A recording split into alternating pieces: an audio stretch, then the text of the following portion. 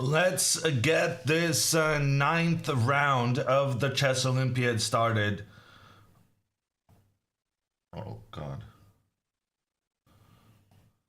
I have not fixed the. Okay, here we have our streamer, but I did not update the professional streamer. Let me see. Can I do something about the Sweden versus no longer Bangladesh, Ireland, and we start off with a 0-0 score. Fortunately, reset after yesterday's slight fiasco. And Anna today sitting next to her mom with the white pieces. Anna, the favorite in this matchup against Alice O'Gorman.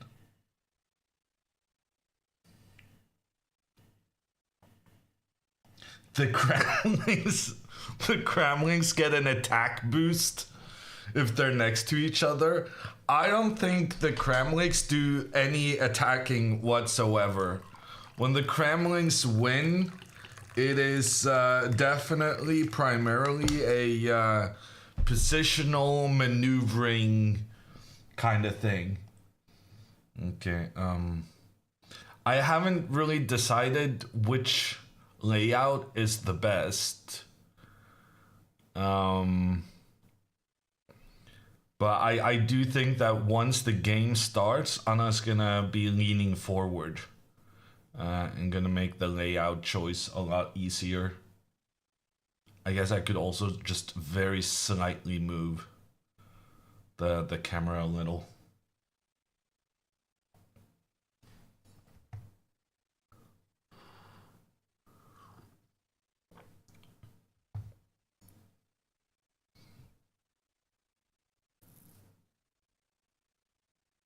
Alice doesn't have a title. Apparently not.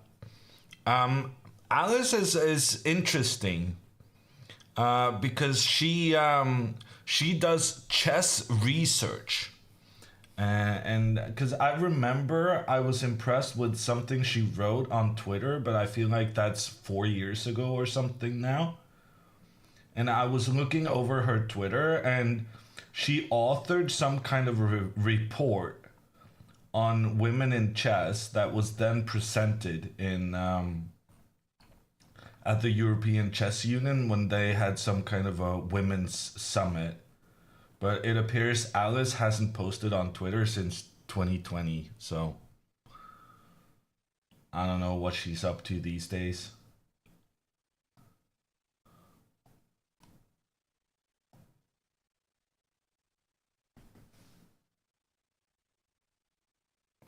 Could you hide the board until the play starts? That seems like a reasonable idea.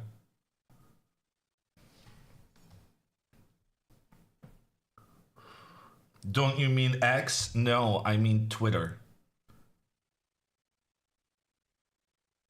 All the Elon fanboys. Triggered. Makes my day.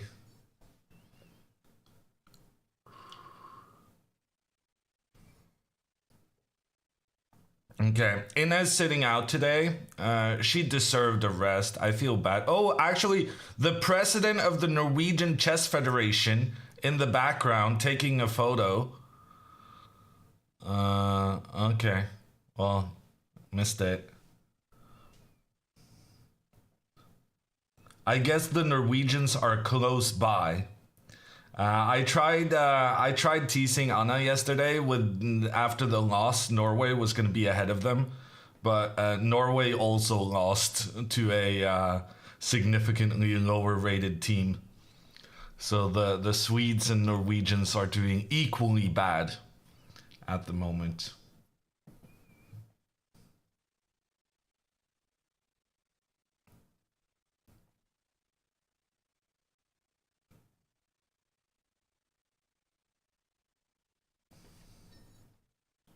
Ireland gets 2 captains? No. The alternate is not allowed to be in the venue. Usually it's captain of the well, in this case, the Swedish team, the match arbiter, and captain of the Irish team. So, yeah, every single match, every 4 games has their own arbiter. That's like the chess referee.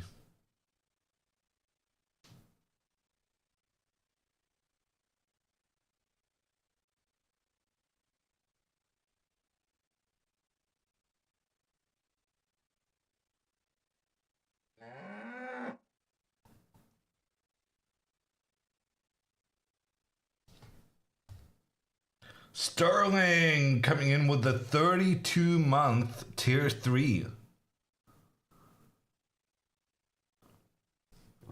This is the first time that Pia and Anna aren't playing the same color. It is, and it's also the first time that they're sitting next to each other. Coincidence? Let the logicians,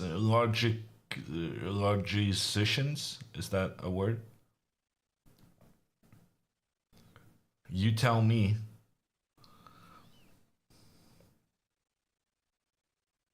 Perfect board view. Yeah. At least we can see Anna, I guess.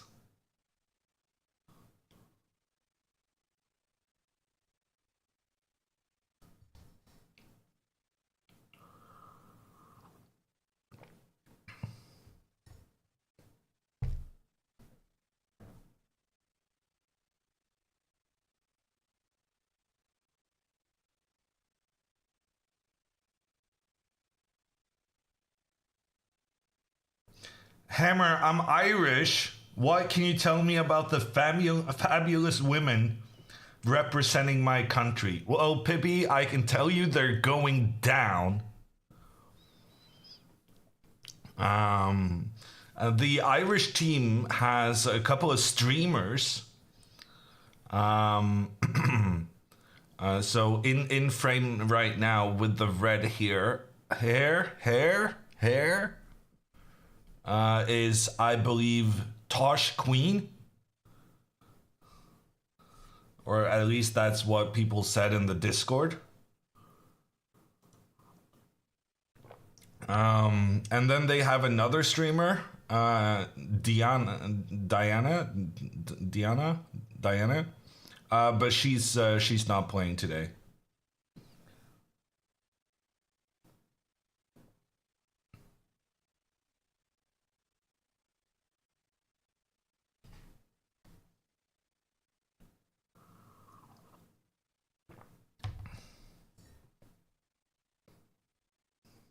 Is there a possibility to look up the last results?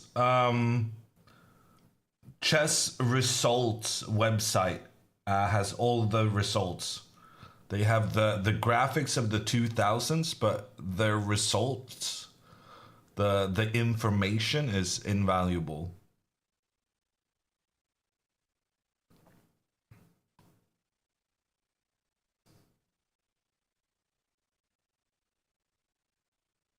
Unfortunately, Sweden lost to Bangladesh. Horrible camera view? Yeah. So do you want this instead then?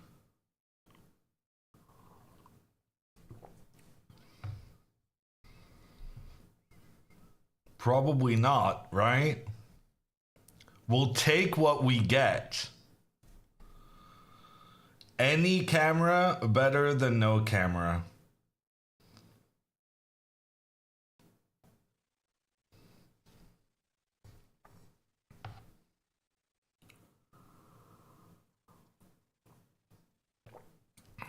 Okay, here we go. Handshakes all around. And we can start. This is the 9th round of the tournament. Normally, chess tournaments only have 9 rounds. But the Chess Olympiad is special, and it has 11 rounds. Keep in mind that the final round on Sunday will start earlier than normal. It will be at 11 a.m. local time in Budapest, Hungary. 2 a.m. Eastern. So yeah, good luck, Americans. The moves are coming in. I don't know how to organize this. I think let's do this. And yeah, this is what we got. Moves coming in quick. Anna goes for her d4 opening, the queen's pawn. It's what she always does. Pawn to d5. Black responds in kind. The queen's gambit puts pressure in towards black's center, but black is not willing to capture white's pawn. That would give white the option of taking complete control in the center of the pawn, and frankly, this pawn will be regained in the near future. So instead, black tries pawn to e6, just reinforcing the pawn in the center of the board. Knight to c3 increases the pressure all over the place. And pawn to a6. This is interesting. This is not the most common move, but it has had a big burst in popularity. I would say like the last 5 years. It's been around for a while now. The interesting thing about this is that it's a preparation for capturing the pawn. So if Anna were to now just continue developing her pieces, then pawn captures pawn, and even though you get your pawns into the center, the difference here is that black is able to support this extra pawn that they've taken off the board, and white could regret having given up that pawn, and has to spend quite a bit of time regaining it instead. That's why this move is designed to force white into making the trade in the center. And by making that trade, white is opening up for the bishop to be included in the game more easily, as usually this black pawn in the center is blocking the path of the bishop. By forcing white to make this trade, you're successfully giving the bishop an easier time getting into the game. The disadvantage, of course, is that now white is ahead in developing their pieces.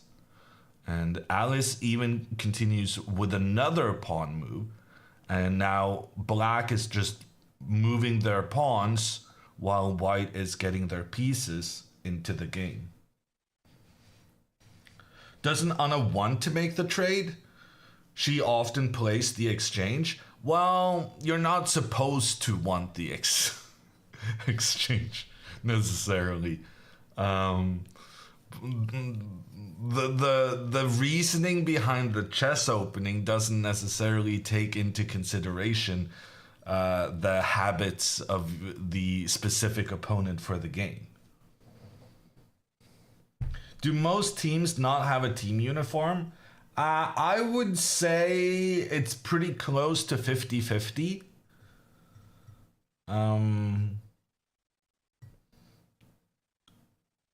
But yeah, the Norwegian team has had like maybe not a uniform, but like the same.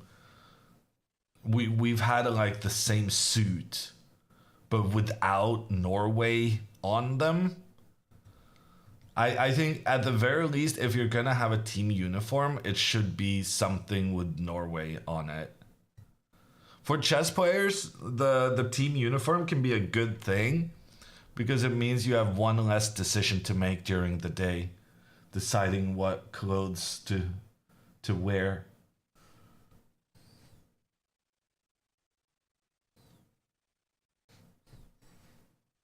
Denmark claimed the Swedish team. Yeah. The Swedish team has a... Well, I don't know if the bank is still Danish at this point. I guess it's just multinational. But the sponsor of the Swedish team is a name that's literally named Danish Bank.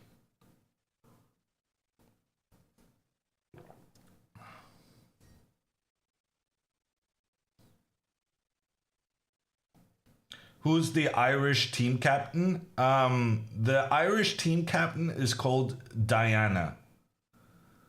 Uh, Diana something. It says her name on the chess results website.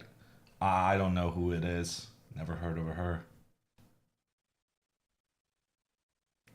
Diana Mats. I don't know how you would pronounce that in Irish tone.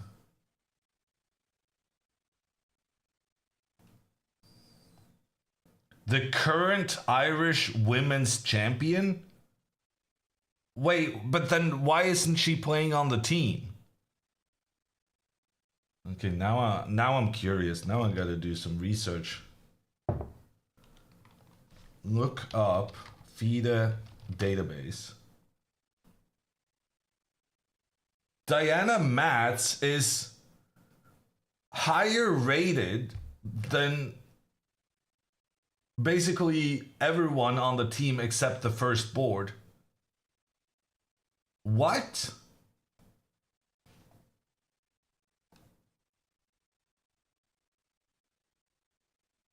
Then why is she not playing on the team? Giving Sweden a chance? You wish. Sweden's got some avenging to do. The Irish are going down today.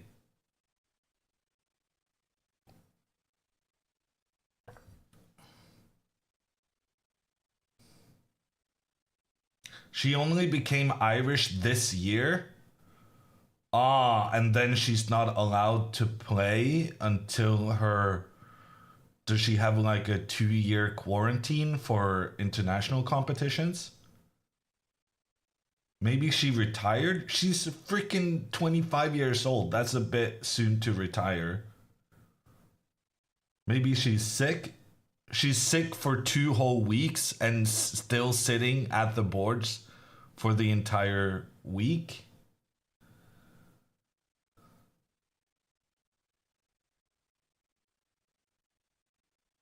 Wait, what did the Irish ever do to Sweden? It's more about what Sweden needs to do against whomever was the opponent today. Frankly, the result yesterday was, yeah, we're in need of some points, and that means the trash talking is gonna affect whomever they play today. Do the boards have to be in ranked order? No, the teams can select the order in which they put the boards strategically. So, for instance, the Indian team in the open section, they have Arjun Aragaisi, despite him being freaking beast, number 4 on the world rankings right now. They have him on board 3 or something. Some people just don't play the Olympiad. It happens. Yeah, but she's still there for the whole 2 weeks. Mostly people who don't play the Olympiad is it's because they don't have time to be there. I'm guessing the closest. Someone said that she just became switched to the Irish Federation. I think that's the number one explanation here. She probably wasn't allowed to play or something.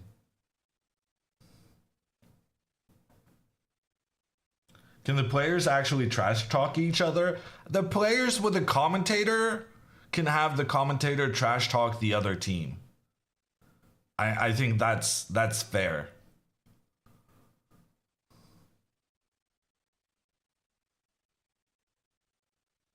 Please explain how the board switching works. Everyone on the team is in a set ranked order at the start of the tournament, but because Inna, who is Sweden's normal number 2 player, because she is taking a break this round, that means Anna is moved up to board 2.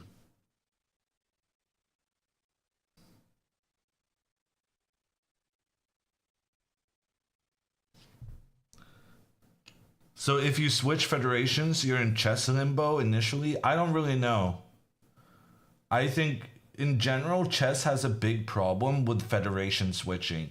I think national team competitions like the Chess Olympiad, which is basically like a world championship for national teams, I think that's really cool. But chess has kind of broken it by very freely allowing people to switch their federations for no good reason. So, for instance, Rickard Rapport, he's currently playing at home for Hungary in the Budapest Olympiad. But he played for Romania for 2 years because some guy paid him lots of money to switch federation. And then for the Chess Olympiad, he switched back to Hungary. And like, how are you allowed to switch back and forth like that? So I guess my general opinion is that once you've represented your national team, you're not allowed to switch. And that's a bit harsh, but you have to make the decision at some point. Shirov has been Spanish and Latvian back and forth. Shirov was even worse because he was Latvian, Spanish, back to Latvia because he was unhappy, then back to Spain because he was unhappy about the people who he moved to because he was unhappy with the Spanish Federation. And also someone like Naidic. So Naidic is, I think, maybe he was even born in Latvia, but he's really lived in Germany most of his life. But he started out with Germany, but then he got upset with the German Federation, and then he switched to Latvia, I think, for a brief moment.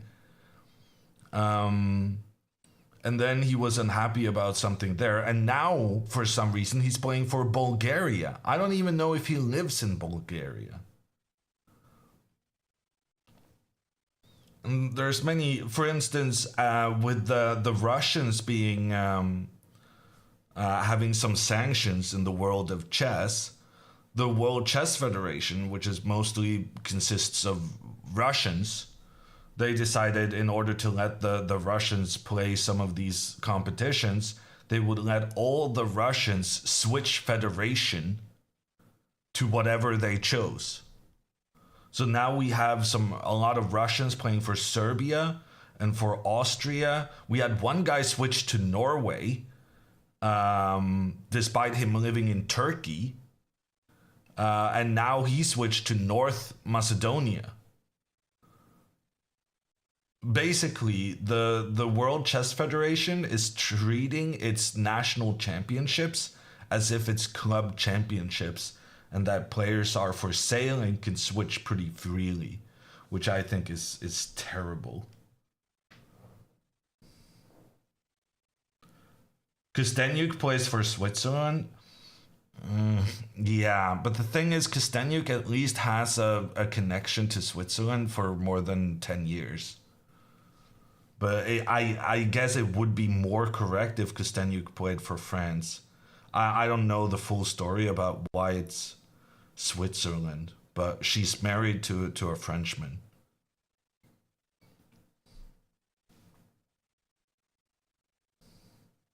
I guess I sympathize more if you make the switch after having lived in the country for 2 years or something, but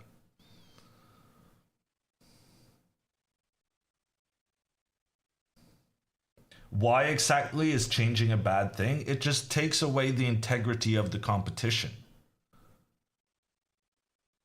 It stops being a national team It's like, basically, when you're saying why is that a bad thing, you're saying you don't care if Saudi Arabia were to buy Messi and Ronaldo and Rodri and whatever, right?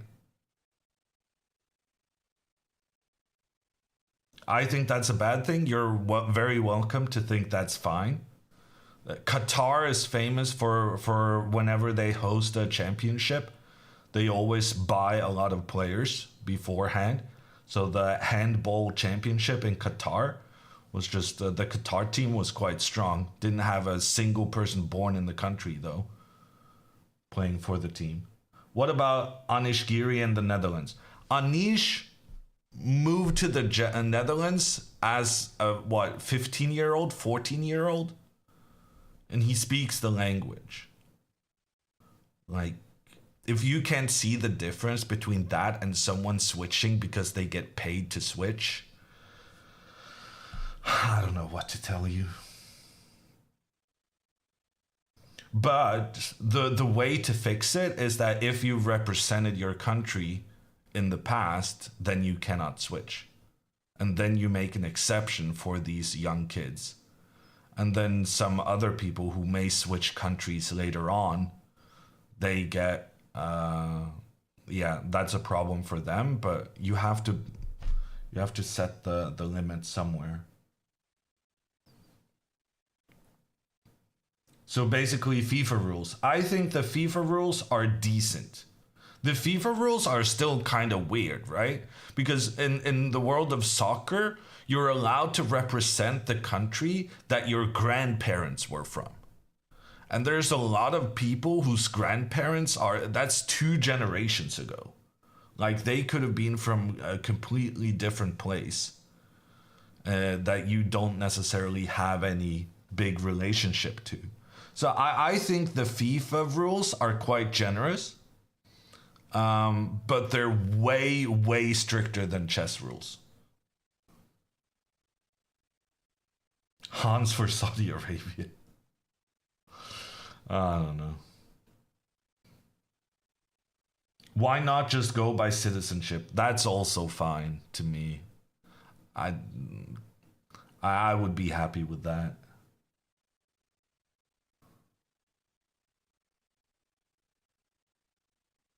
FIFA rules are the most strict of any sport? Okay. Well, I think they're pretty lax. So I guess that tells you what you need to know about my feelings on this subject. But my feelings on this subject has distracted me from the moves being made. Martin, thank you for the prime.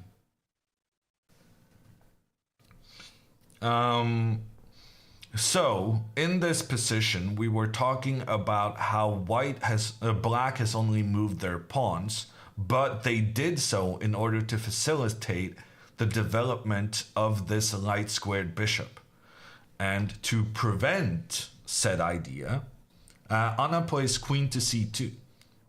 So she says, I allowed you to open up for your bishop's diagonal, but now I'm doing my best to prevent the bishop from getting into the game.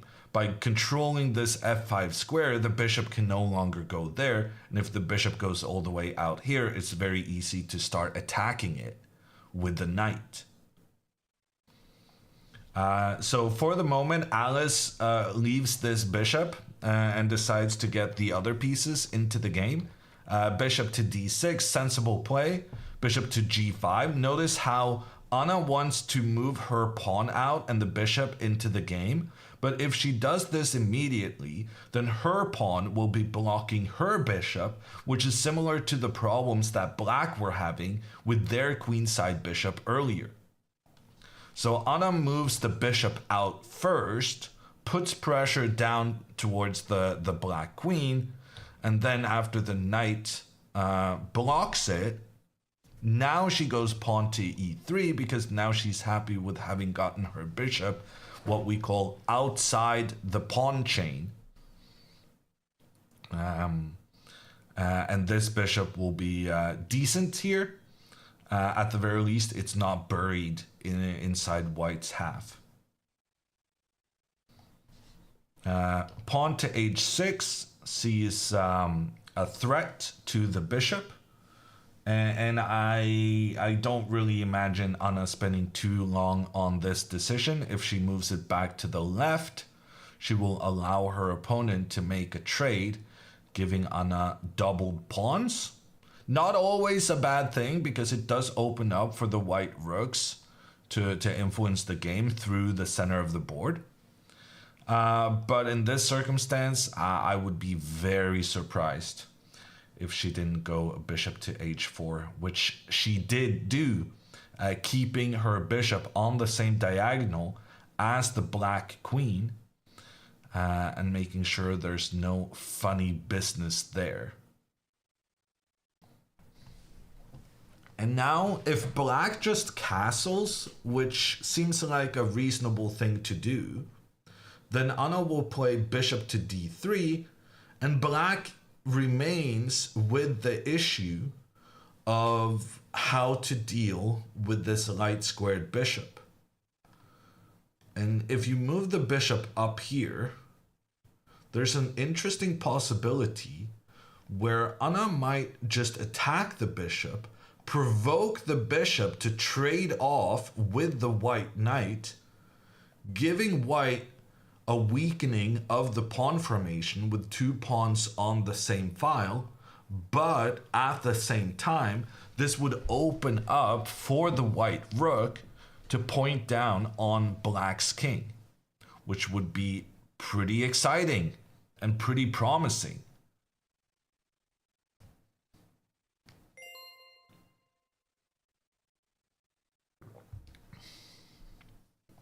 There are two ladies sitting and watching at the top of the picture. Who are they? They are, in the middle, it's the match arbiter. That's kind of like the referee in chess. And on the right side, it's the team captain for the Irish team, which we have learned is quite a strong Irish player. And we're still doing the research on why she has to be the captain and not a player, which provoked the big discussion on nationality and your ability to represent other federations. How is her Anna's opponent doing so far in the tournament? Very good question. Alice is currently losing quite a bit of rating. She has not beaten anyone who's higher rated than her. And she's lost to a 1600 Sudanese player. And she drew against a 1700. I don't even know what country this is. THA? I would guess Thailand?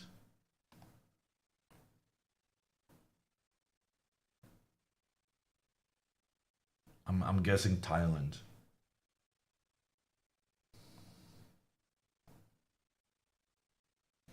Gecko coming in with a sub.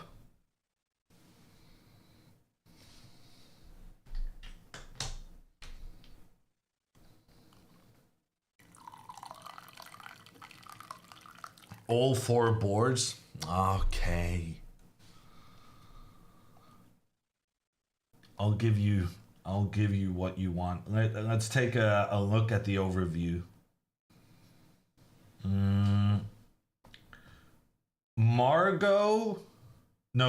Lavinia on board 3, which is now the bottom left. Lavinia is playing that same Najdorf variation that Margot was playing earlier. That's interesting. A very combative game on the bottom left. Very difficult to assess. And then we have Margot on the bottom right. She's playing a variation against the French that I played when I was a kid.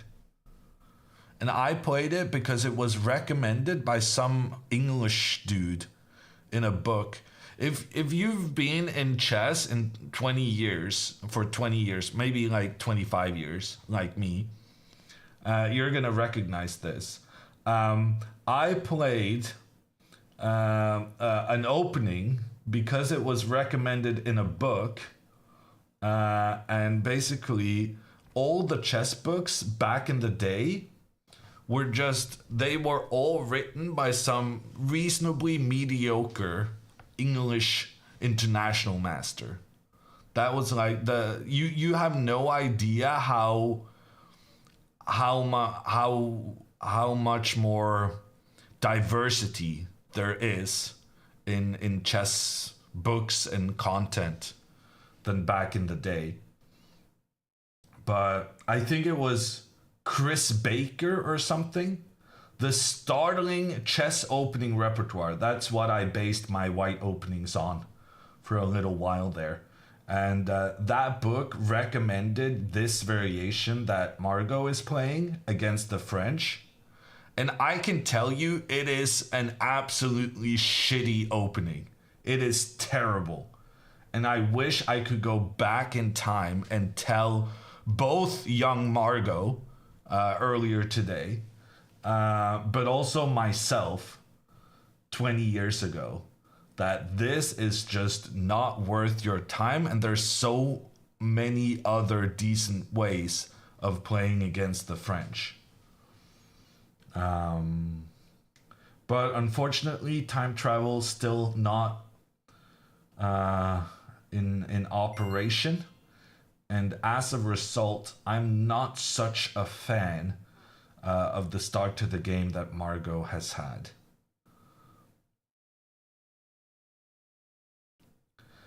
Tagbon has already Googled the startling chess opening repertoire. A repertoire of opening lines based on 1e4, the king pawn's opening, that are slightly off the beaten track, but full of practical sting and cunning traps for the unwary opponent.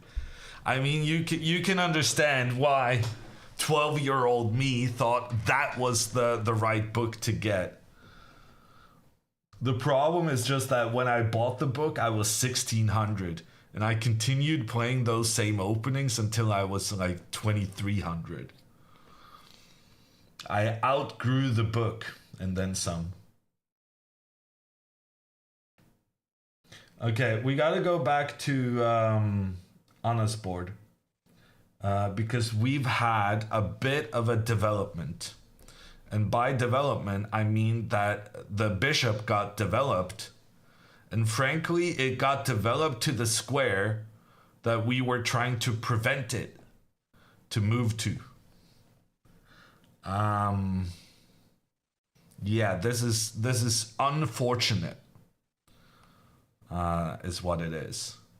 Anna moved her queen here to the c2 square early on in the hopes that she would prevent the black bishop from getting this placement.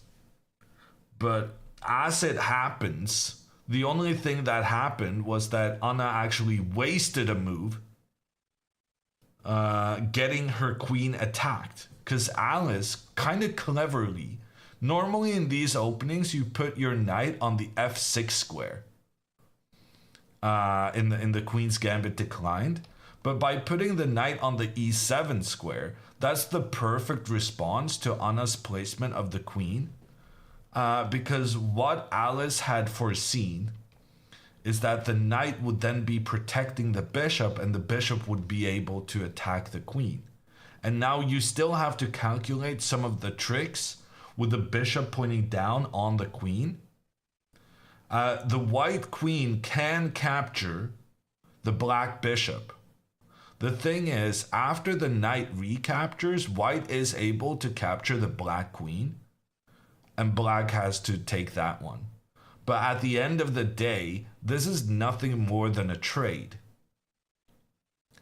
Anna took a bishop and a queen, but so did her opponent. Her opponent lost the ability to castle the king, but because the queens got traded off, castling is not such a big deal. So this would just lead to a reasonably equal endgame. And then there's bishop takes on e7. But this doesn't really work out either. Because then bishop takes, queen takes, and the only difference compared to the other endgame we saw is that now black has the two bishops working together. So this is advantageous for black. Anna does settle for capturing the bishop. That was the top move according to the computer, but it does just go into a very early endgame. Personally, I am super fond of early queen trades. I try to make that happen all the time because my brain is so slow and that I often just miss tactical things. And when my opponent doesn't have a queen to attack me, I feel a lot more confident. But Anna hasn't traditionally been seeking out the endgames, is my feeling. But here she does. It is the recommended strategy, and it's going to be interesting to see how it turns out. Because my first impression of this is that it's very, very equal. That being said, the chess engines suggest that she just start an attack with her pawns on this king side, which kind of looks interesting to me.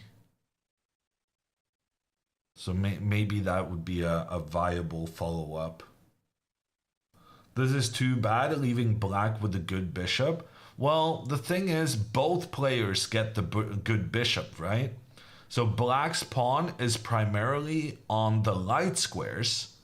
And when you have pawns on the light squares and only one bishop remaining, you really want that bishop to take control of the opposite colored squares to the ones your pawns are controlling. In this case, having the bishop on dark squares is perfect when you have such a light square strategy with your pawns. And if you're uncertain because you have both pawns on the dark squares and the light squares, keep in mind that it's the pawns that are in the center of the board that counts the most for this rule of thumb. But similarly, white's pawns in the center are on the dark squares, and Anna's remaining bishop is a light squared bishop. So both players have the perfect bishop considering the formation of their pawns in this structure. And Anna now follows up with the bishop getting into the game and attacking the knight. So Anna's argument going into this endgame is basically saying that I'm attacking your knight, you have to go back, you cannot castle, you still haven't gotten this one into the game. I'm gonna castle, I'm gonna have all my pieces well placed pretty early on. And then I'm guessing she's going to try to open up in the middle of the board to exploit the fact that her pieces got into the game quicker. The problem with that is it leaves white with a less than perfect pawn. I don't know. This is a very tricky endgame to play, in my opinion, because it's very, very close to just being completely equal. And there are some nuances here that can give white the advantage. But then you have to play incredibly accurate in the next 2-3 moves. Queenless middle game. Yeah, that's a good description of what this is, Chris. That being said, normally in the middle game, we care about the king safety. So because we call it queenless middle game, it is a middle game where the king can comfortably be in the middle of the board because your chance of attacking the opponent's king without the queens is less than optimal. The man up top watching the Swedish players. Is that Papa Kramling? Asks Pedro. Yes, that is Juan Ballon, the captain for the Swedish women's team. Pia's husband, Anna's father.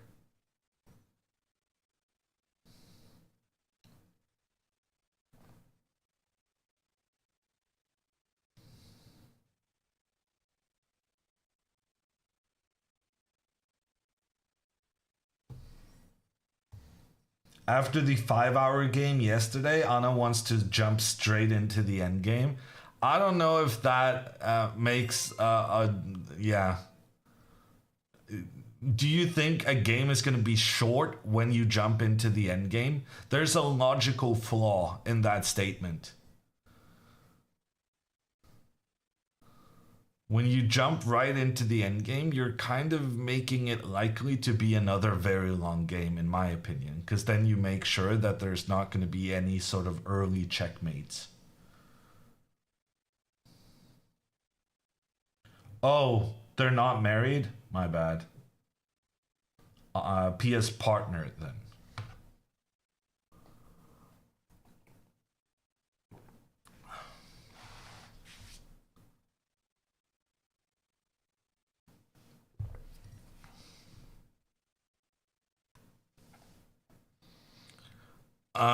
Okay, Anna Castles. Remember how I said it was incredibly important to play accurately for the next couple of moves? Um, yeah. This one is not it. We just traded off the queens, which means that we need to have the king close to the center of the board. Without the queens on the board, getting the king to the edge becomes a lot less valuable. In fact, it can even become detrimental to your position to move the king away. So this castles move, I really, really, really hate. If she wanted to castle, the way to do it was castling queenside. And the reason for that is that generally your plan right now is to get the rooks into the two centermost positionings on the board. But the thing here is that if you castle kingside, then you still have to make another two moves to get your rooks into position. Whereas if you castle queenside, one of the benefits of that is that your rook immediately gets into the centermost placement on the board. So queenside castling is kind of a shortcut to centralize your rook because it becomes even more centralized than when you castle to the king side. Another bonus with this is that then the king would be closer to the middle of the board, because here it only has to go one step to get into the middle. Whereas if you castle kingside, then you still have to go two steps to get to a central placement. So in a way, castling kingside here loses two moves for Anna, because she loses one move in centralizing her rooks. Is going to take one move extra compared to the queenside castling. And then she also loses one move on that when the king needs to re-enter the game and get into the middle. That's going to take her one extra move. So castling, I'm sorry to say, is an absolutely terrible move. And the computer will not tell you that. Because the computer says, well, this is very slightly better for white and it's going to be a draw. Like the computers are like, this endgame is going to be a draw no matter what. And it cannot tell you the massive difference in castling kingside and castling queenside, because it believes it doesn't affect the result of the game. But it does affect the likelihood of the result of the game being different to what, you know, when it's humans playing against each other and not perfect engine play all the time.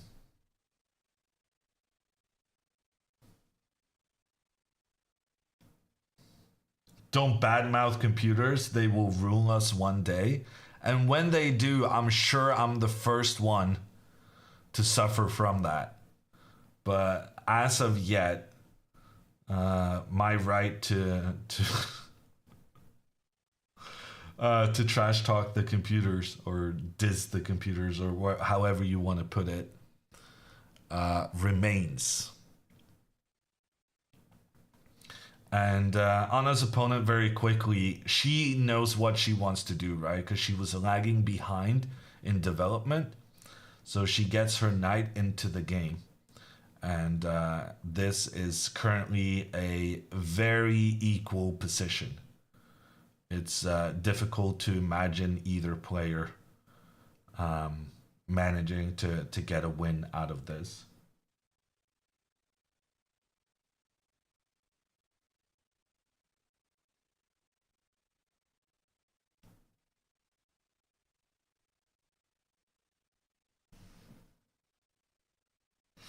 Okay, let's take a look at Pia's game. Um, how are we gonna do that? Can I put Pia's game where Anna's game is, and then we can keep the camera? That's gonna require some multitasking on my end, but I think it's doable. Is there a rule that draw offers are forbidden? Yes, you're not allowed to offer a draw for the first 30 moves of the game. They could have just banned the draw offer altogether, but no, they keep insisting that we will ban the draw offer until the players are low on time, and then they can do whatever they want. At the very least, ban the draw offer until move 41. Let them play through the time scramble without being allowed to just end the game. Yeah, this is a big pet peeve of mine. I think the so-called Sophia rules are terrible. Move 30 makes no sense. Very often what happens is that the players are like, they have both have 2 minutes left on move 30, and they're like, ooh, this is complicated. This is a very exciting position. This is risky. Let's just make a draw. So that none of us has to lose. Would be a lot better if you just banned the draw for altogether, or at the very least banned it until they got an extra 30 minutes on the clock.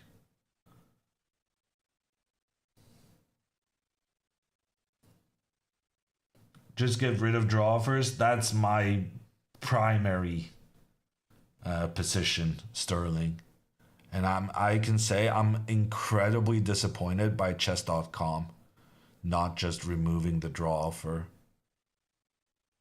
I don't know why chess organizers have this. They have a very strong urge to placate the players instead of just making changes that are good for the game.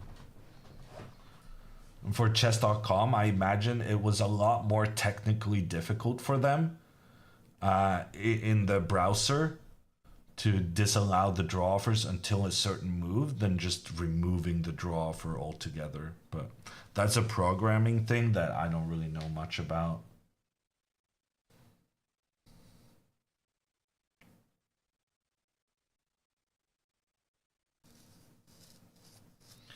Okay. Has Anna been promoted to table 2 today? Yes, Inna is taking a break after her tough loss yesterday. So Anna on board 2.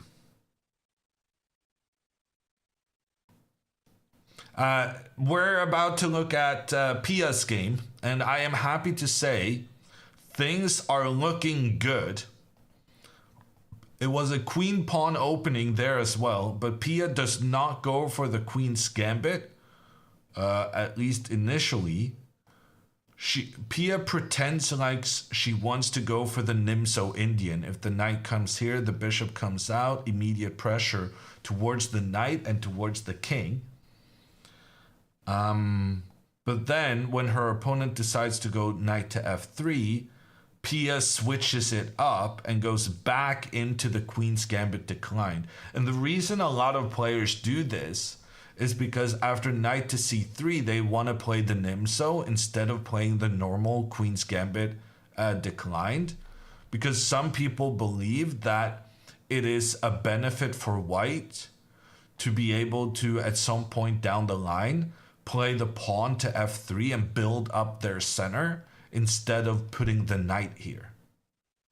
So there's this feeling that with the knight on this f3 square, that limits white's plans within the queen's gambit declined, and then it's nice to go for it.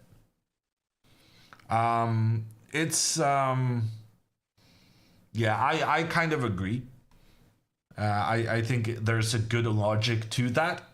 And I myself have played the Queen's Gambit Decline many times, but started with the knight and pawn, and only then on move 3 pushed the pawn up in the center.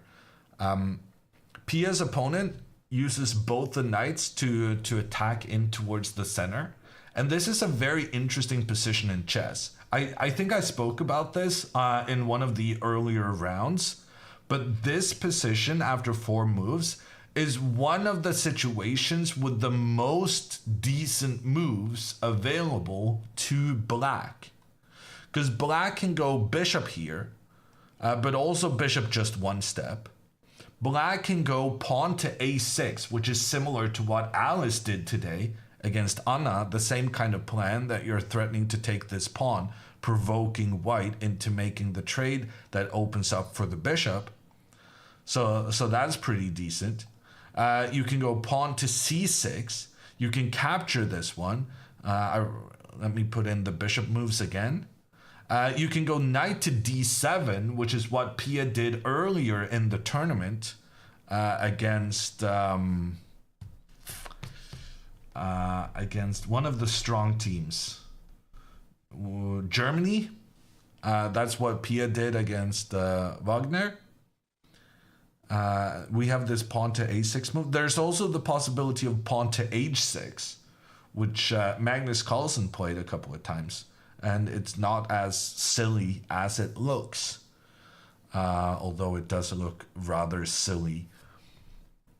So there's so many. Oh, and you can also play pawn to c5, which is really popular at the top level.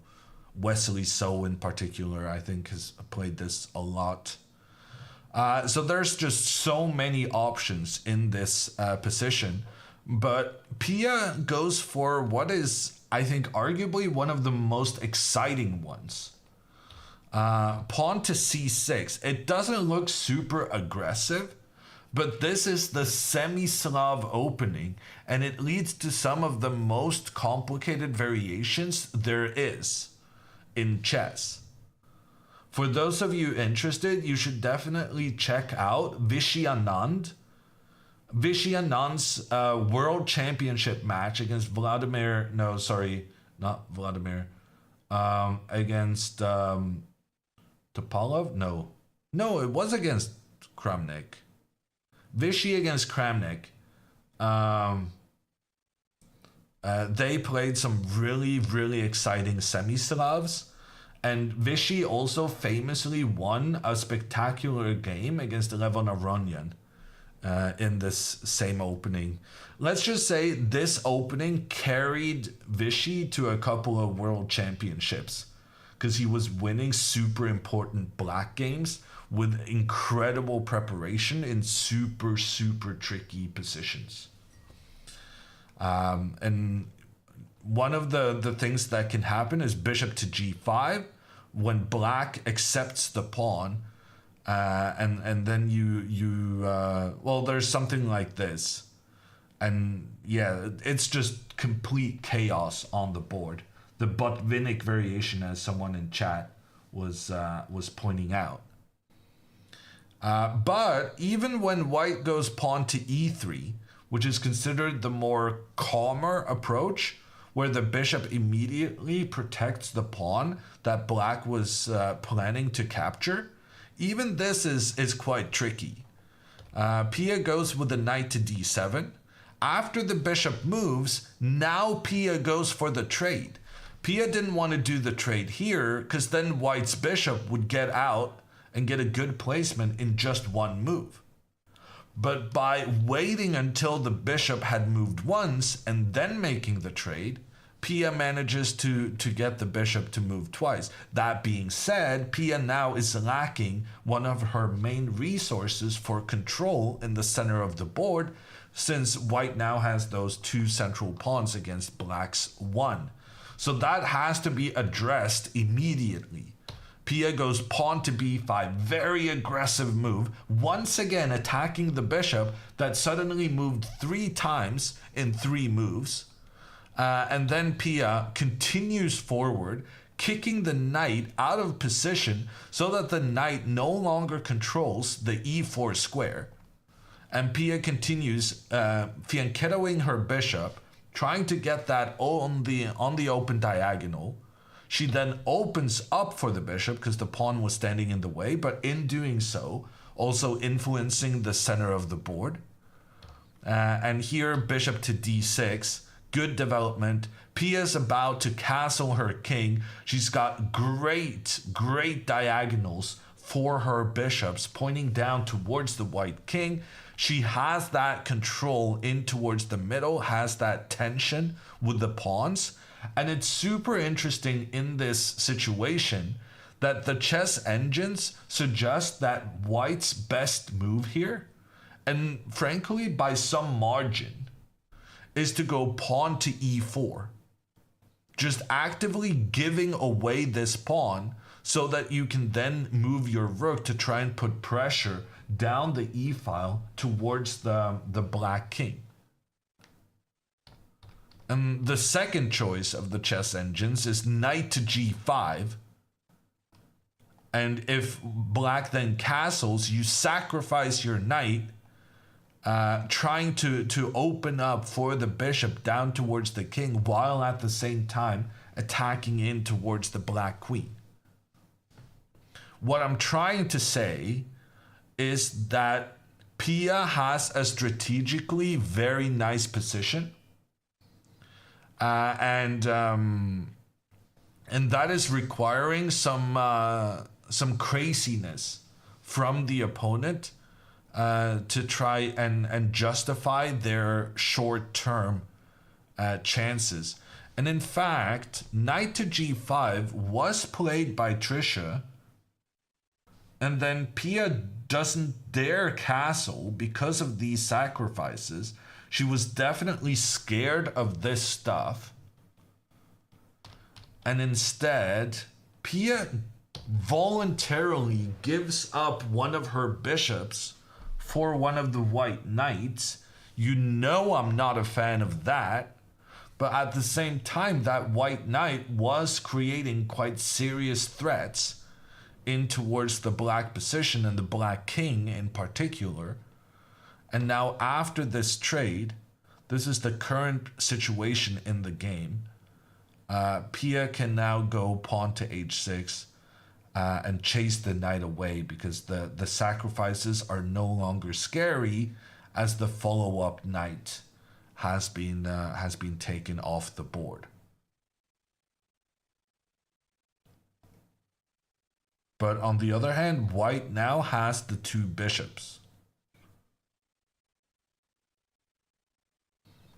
Yeah. Difficult to assess. It's easy to sit here looking at the computer's evaluation and say that you should have remained calm in the face of all of this nastiness that white was pointing in.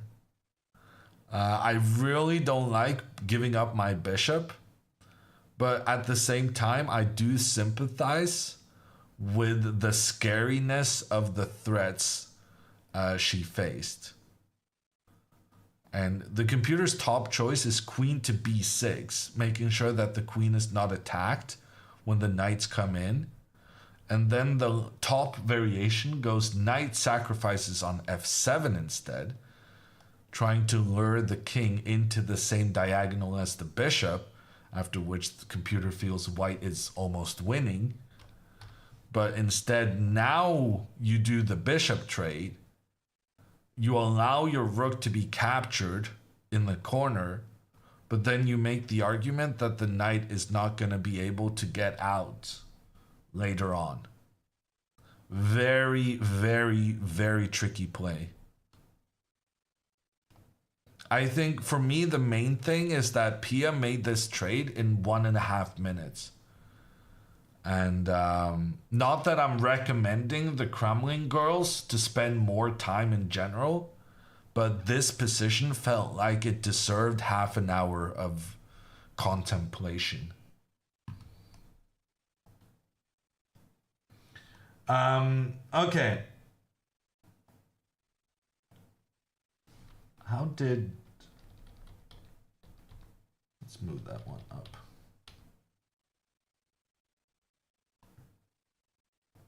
We have to go back to Anna's game. Because she decided to think for a very long time.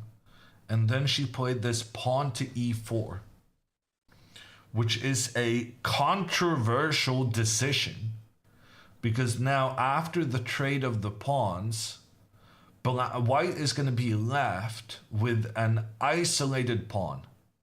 A pawn that can not be protected by other pawns, and as such is an easier target for the opponent to go after than most others. And I want to reiterate that I really think if that was the plan, wouldn't it have been better to have the rook already here in the center of the board to be involved? Huh. Interestingly, the chess engines feel like somehow this is a worse version for white than having the king tucked in the corner. That is a big, big mystery to me. But in any case, the pawn push in the center has been played, and black captures the pawn, obviously, because black wants to leave white with this long-term weakness. Anna recaptures with the knight, putting pressure on the bishop. And now if the bishop moves back, this becomes a problem for the king. If the bishop moves back, then the king's ability to get off the bottom rank has been severely hindered by its own pieces. And you want to get the king off the bottom rank because you want to have connection between your two rooks.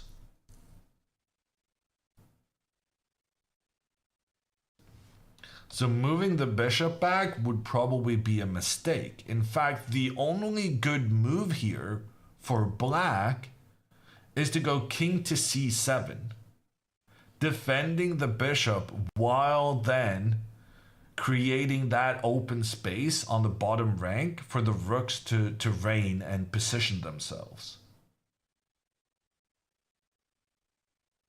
And then normally I'm not a big fan of giving away bishops, but I have to say that my fear for losing bishops is a lot bigger when my opponent has two of them. And here, because Anna only has one bishop, the loss of our bishop as black is not such a big deal. For instance, because the king can come up through the center of the board, and because it's on a dark square, and white does not have a dark squared bishop, we don't have to fear attacks coming in on the king.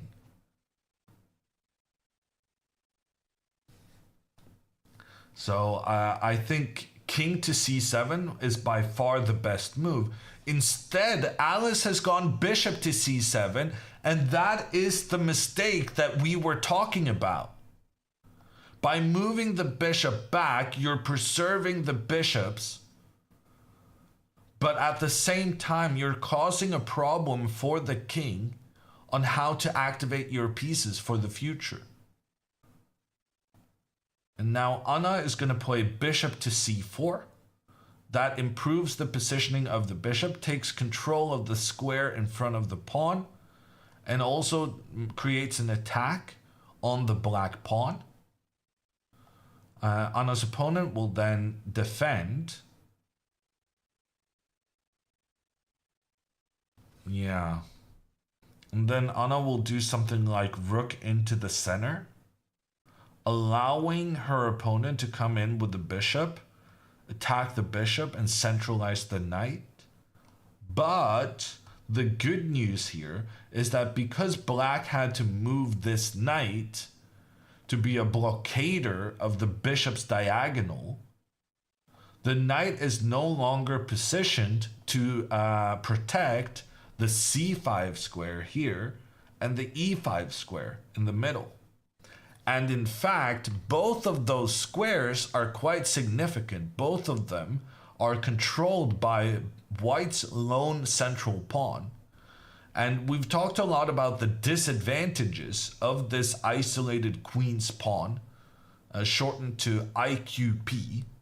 It has its own name because it's actually a common strategic feature within chess. But I'm talking a lot about the cons of such a pawn formation. But there are pros as well, otherwise people wouldn't be going into it. And here, this pawn is controlling the c5 square, it's controlling the e5 square, and white also has the knights positioned to be able to jump in here and jump in here as well. And that causes a problem for the Irish player, because when the knight comes to the e5 square, the knight is controlling the d7 square, which means once again the black king cannot move away from the bottom, which means that the rook is unable to find its good positioning in the center of the board. And then if you chase the knight and then try and move the king up, we got another one coming in here. And because we provoked this pawn to move forward, we can even jump in here. And suddenly, the white knights are having a party inside black's half. Okay. This is a very good development for Anna. She's going to be able to put some very instant pressure on the black position right now. And bishop c4 is the way to do it. Is the lady next to Juan, Ireland's coach? No, that is the match arbiter. It's like the referee.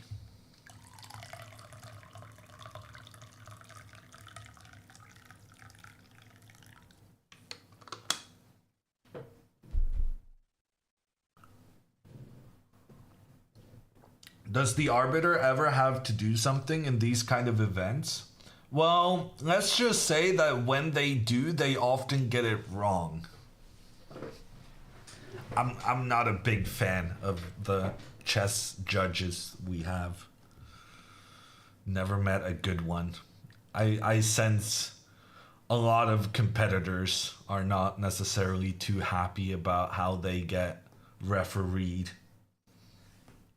But I will say that we did have a situation in the previous Chess Olympiad in Chennai 2 years ago when one of our players claimed that it was a draw because it was a 3-time repetition back and forth. Aryan was completely losing the game.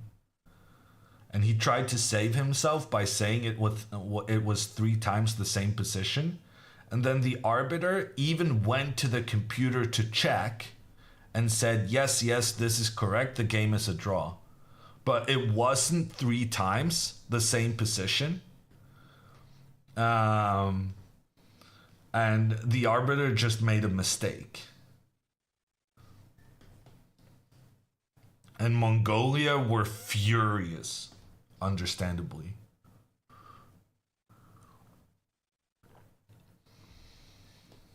And there was also a situation I experienced with Magnus. Magnus played against Emil Sutovsky. Back then, it was the European Team Championship. And back then, they had played the same position. Like, Magnus was under some pressure, but Sutovsky played back and forth for it to be 3 times the same situation. And then Magnus claimed the draw. And Sutovsky claimed that Magnus could not make the claim because he hadn't written down the move he was intending to play. But the rules of the laws of chess state that you cannot write down a move that hasn't yet occurred in the game. So there's like two conflicting rules. And the arbiter said that yeah, no, Sutovsky is right, and Magnus, you have to play on the game. Even though it was 3 times the same position. If I was Magnus, I would just, honestly, I would just then write down the move I was intending to play and then make another claim on the same move. I don't know if that's allowed, but I should have tried it at least. I've never had a good experience with a chess arbiter. Angry Mongols are usually not a good sign. Well, we survived the trip, so they were more dangerous in the 1100s, 1300s, thereabouts.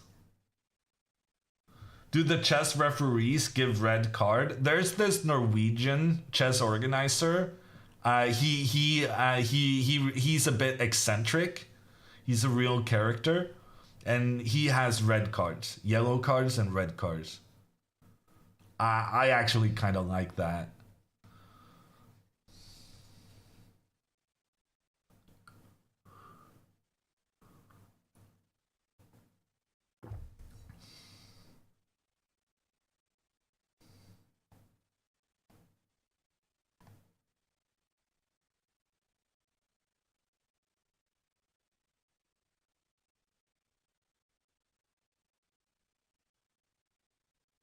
First illegal move is just a warning. Yes, I believe so.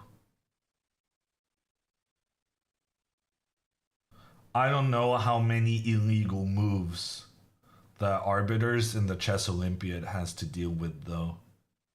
That part of the chess regulations is mostly for the kids' tournaments.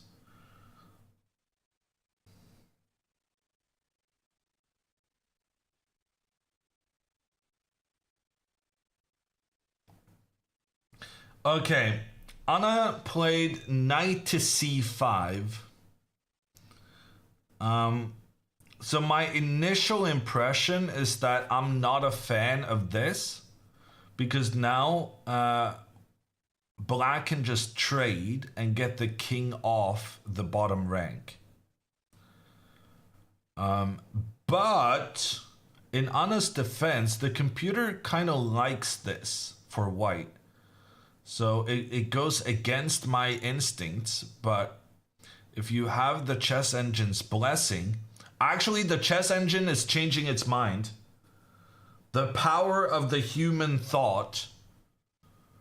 The chess engine initially said that this was very favorable for for white after the trade. But the trade makes a lot of sense to me because it frees up this d7 square for the king afterwards. And then while Anna is pushing her rook to point down towards the king, which is why she went for this, right? She wants to move this pawn out of the way so that the rook can attack through the center of the board. But now black gets a really nicely placed knight in the center of the board. And Anna can actually win a pawn here because she uses both her bishop and her rook to go after that centralized knight. But here we see the difference between the kings. Even though Anna wins this pawn, the fact that black has managed to get the king very close to the center while white's king is still out of play, black has a completely fine position despite being down a pawn, because the difference in the kings is just so significant. In fact, if I were to get into this position, I would say this is better for black.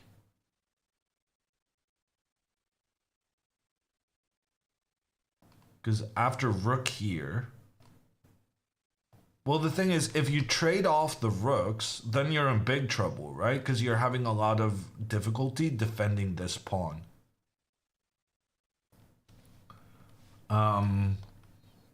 So you need to keep your rook defending while starting an attack. But then, if something like this, suddenly black has complete control through the center of the board with their rooks, and this could become very dangerous as the rooks get into the game. And the white king is not very involved whatsoever. So even though the computer was reasonably happy with this knight to c5 move, I'm going to say it's a mistake. The good thing is, to exploit the mistake, black has to sacrifice a pawn. And most people don't like sacrificing their pawns.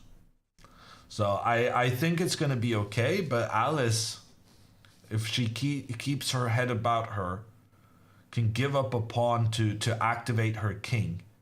And that has to be her main priority right now. Black's major issue in the position is that the king is blocking the rooks. The king needs to step forward. And when Anna then offers to trade off one of the pieces that were standing in the way of your king, then you should say, yes, thank you. And even though the chess engines initially believe that this is a plus 0.5 situation, as we progress in the analysis, the computer realizes that this is not such an advantageous position at all. In fact, it is pretty close to equal. And that will happen. That's an interesting thing about these chess engines. They can sometimes change their mind as they move forward, because as they move forward, they expand their horizon, which is like their maximum ability to how far forward to think. And as moves are made on the board, they realize, actually, I was wrong to think this was better for white. In fact, the black king being activated is quite an asset for black in this position.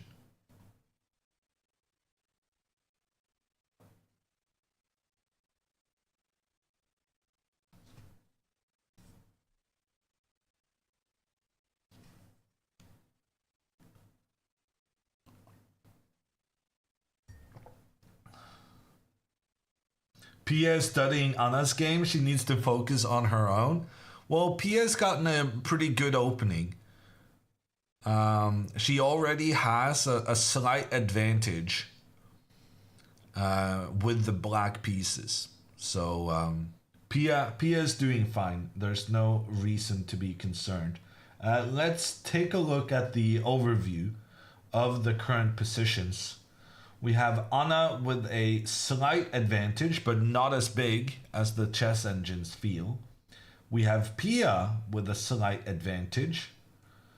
So the two top boards are looking good. Then we have Lavinia, whose position is quite complex. Lavinia has the rook on a semi-open file, which means that she has her rook on the only file where there's not a black pawn standing in the way of the rook's path, allowing the rook to maximize its influence. The white king has gone to the right side of the board, while Lavinia's king is likely to go to the opposite flank. That always results in very interesting positions, but also positions that are difficult to assess. My impression is that Lavinia is doing fine. It is approximately an equal position, but with big chances for both sides because the situation is so unbalanced. So Lavinia looking good. And then we have Margot, who played one of my childhood openings, and I criticized it initially, but in fact, the facts on the ground suggest that the startling chess repertoire may still have some merit. Margot has a big advantage on the eval bar, but not only that, she has 35 minutes more than her opponent on the clock. Her opponent has been very aggressive with her black pawns, but here the white queen is counterattacking against the pawn, and black has committed themselves to an early attack with these pawn advancements.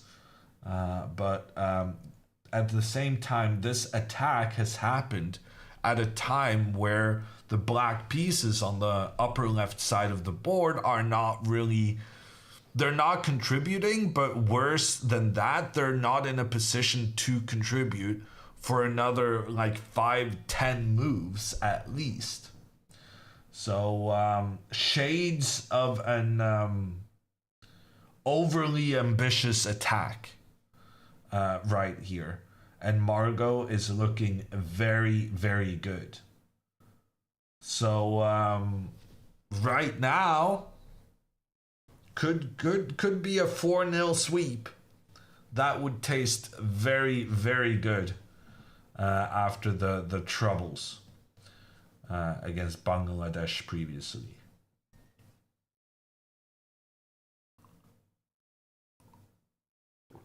Is there any other sport besides chess where the coach cannot talk to the players? Tennis. Tennis, the coach is not allowed. I don't know why, but it's a thing.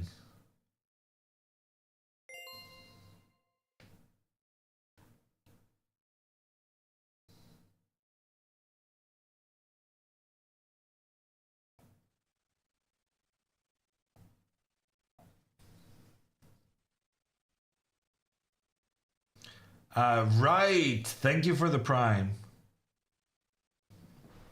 Oh no, you said 4-0 yesterday? Did I?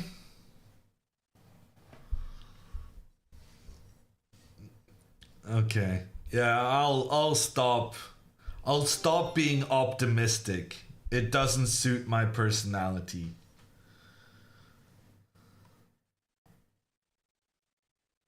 Tennis coaches can coach now. They changed it recently. Oh, okay. Never mind then.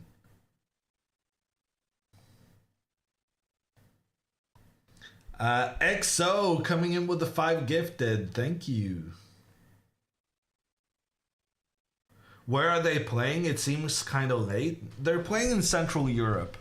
This is Budapest, Hungary. It's currently 4:39 local time.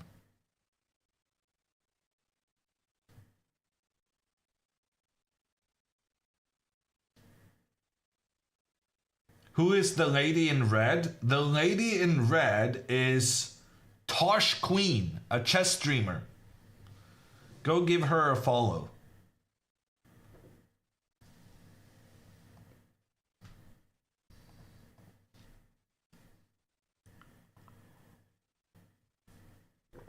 They can talk between frames in snooker. Oh, Mac Burnout, honestly, I thought you were mocking our video feed. I just saw the word frames and I was like, okay, I'll respond to someone mocking the feed. But you were actually on topic. My bad.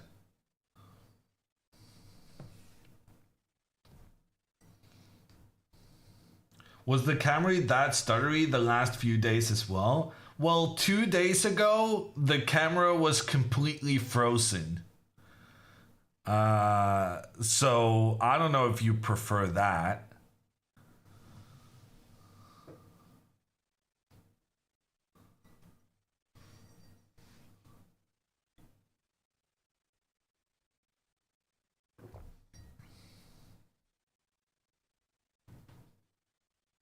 You prefer Frozen to this? I do maybe think that's I mean, Frozen, but getting updates every minute, that would be better than this. I agree. But a Frozen picture with nothing new as the game develops, I don't know about that.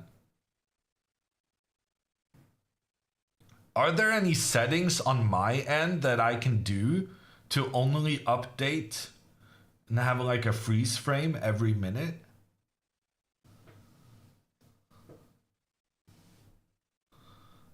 Goth girl pointing out that Sweden is doing poorly, number 50, while ranked number 30. But at least Norway is in 60th place.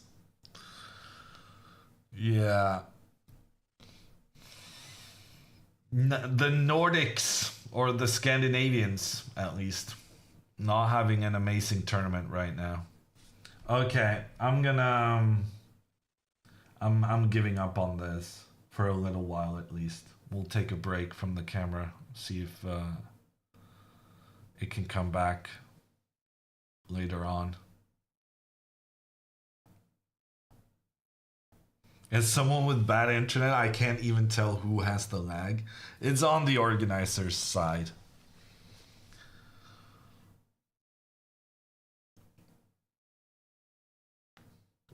Can you refresh your input? Do you really think that would work? I can try.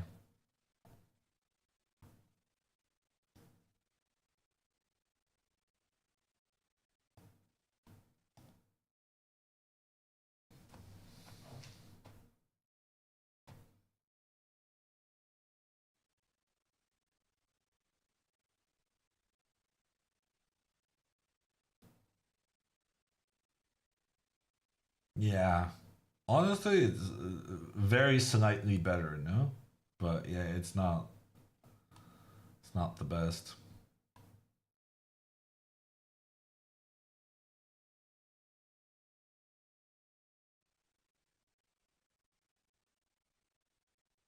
Oh, you guys thought it was on my end? That's why you wanted me to do that?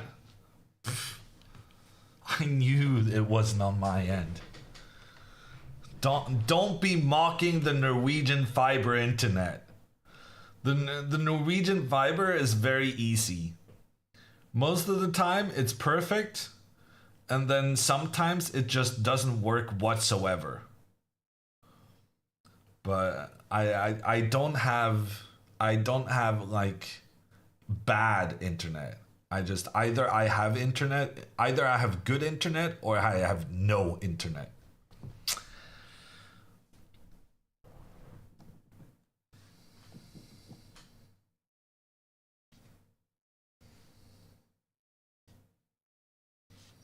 Are you currently in Norway? Yes, I am.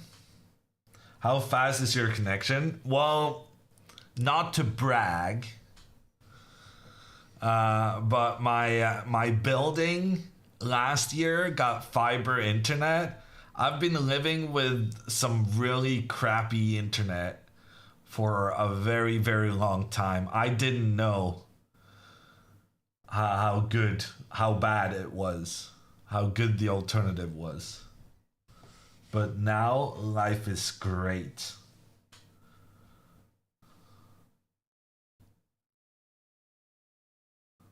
Can we do a status check on Denmark and Finland? No, thank you. No particular reason at all. Don't read into the fact that I don't want to read the Danish or the Finnish results. Absolutely not, because I know them to be ahead of both the Swedes and the Norwegians. I need to have focus on the stream, not get distracted by other things.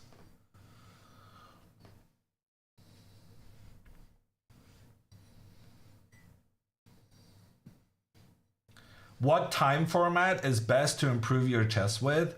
I think, Bowler, that my opinion is that the time format where you end up not having that much time left at the end of the game. I think that one's the best.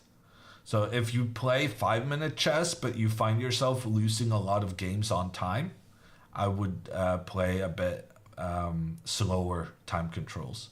But if you play 10 minute games and you find yourself having 5-6 minutes remaining in a lot of the games, then I would play faster time controls. I think in general it's good to have quality in your chess training, but quantity also does matter. And so if you can increase your quantity without affecting your own, like the time you need to think about, the things you need to think about, that's a good thing.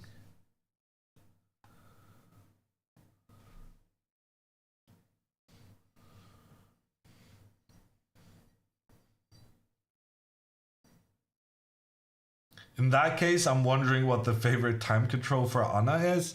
Well, Anna plays Blitz, right? She plays mostly 3 minute, I'm guessing. Because that's what any self respecting, half decent chess player only plays 3 minutes. And the thing is, Blitz chess is different because then you trust your instincts in a different manner. And Anna is, it's not like she's just spending a lot of time when she has a lot of time to spend, but when she has less time, she plays faster. So just because she gets into time trouble a lot does not mean that she should play slower training games. In fact, maybe it means the opposite. That it's good for her to play Blitz and play some of the quicker time controls. To get some of that pace. Denmark is 100th. Okay, never mind. We're not going to talk about the Finns. But the Danes are even further back than the Swedes and the Norwegians. The Finns are doing respectably. But we can mock the Danes, but at our own peril. Because that also means giving some focus to the fact that it's just been a miserable tournament for most of the Nordic countries right now.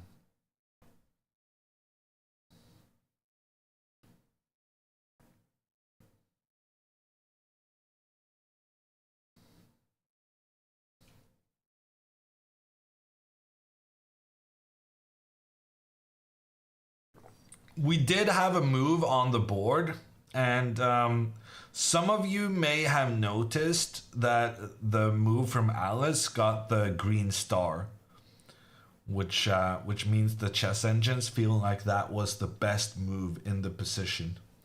Obviously, you guys know that the truth of the matter is that Hammer's always right, and there was a promising pawn sacrifice that she could have played instead. But this rook move is also kind of decent. I'm expecting Anna to go bishop to c4, and I'm hoping she does it pretty quickly, because genuinely, I don't really see any sensible alternative. And then apparently, black should not play the rook over here to defend the pawn, which would be my instinct. Instead, knight forward in the center is being recommended, but I don't really like this move. Because now white can capture the knight, and then both players have the pawn weaknesses, but black is the one with the king in a slightly unsafe situation, plus Anna has the two knights. And right here, the bishop is not amazing, because the bishop is unable to find an incredible diagonal on the board. And the knights can kind of jump around and has some nice outposts in the position. In addition to, if the moment presents itself, the knights can very easily target the pawn in the center of the board, forcing the black knight on the defensive, but then maybe you get access to another good square with your other knight. So yeah, I'm kind of liking Anna's position here. I think she should go bishop to c4, put pressure against the pawn, and make the trade between the bishop and the knight if that possibility presents itself.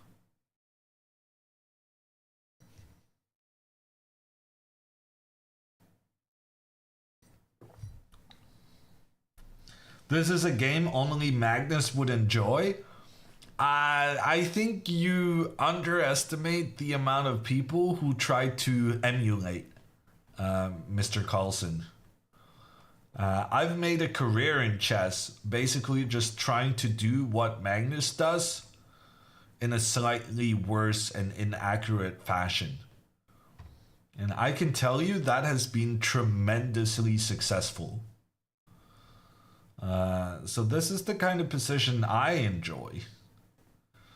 An early endgame trade of queens, squeezing the opponent with slightly better placed pieces.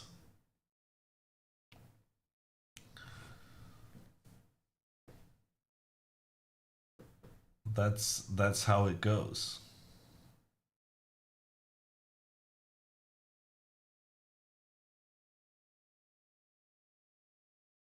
How famous is Magnus in Norway compared to Haaland? Equally famous.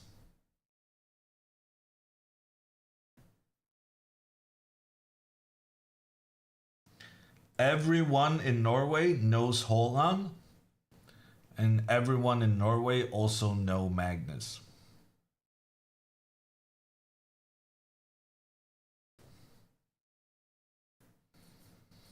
You know that when you're as big as one of the biggest soccer superstars in the world, you're doing okay.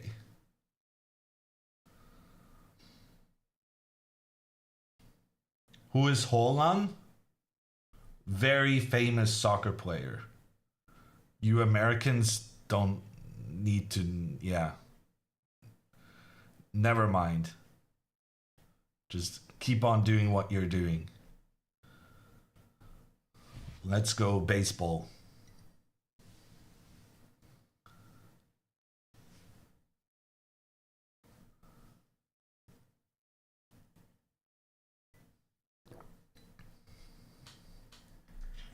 I'm German and I never heard of him? Seriously? Erling Haaland? He scored like a gazillion goals for Dortmund. He even played in Germany.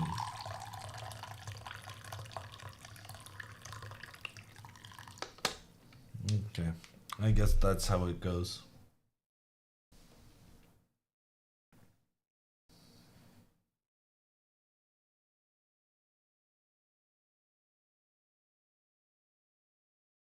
Internationally, Magnus has to be more famous. Are you kidding me? Internationally, obviously, Holland is more famous. But in Norway, they're equally famous.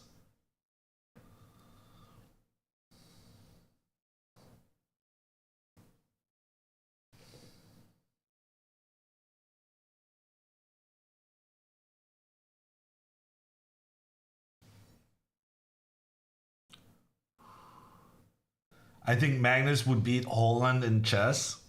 I think he would beat him in soccer as well. Holland strikes me as the kind of guy that if someone's trying to do some kind of, video shoot with two famous people or whatnot, he would not be giving even 10% of his best effort. And Magnus is he has a pretty good left foot. He cannot defend whatsoever. That's what he has me for. But attacking wise, Magnus is a pretty good soccer player.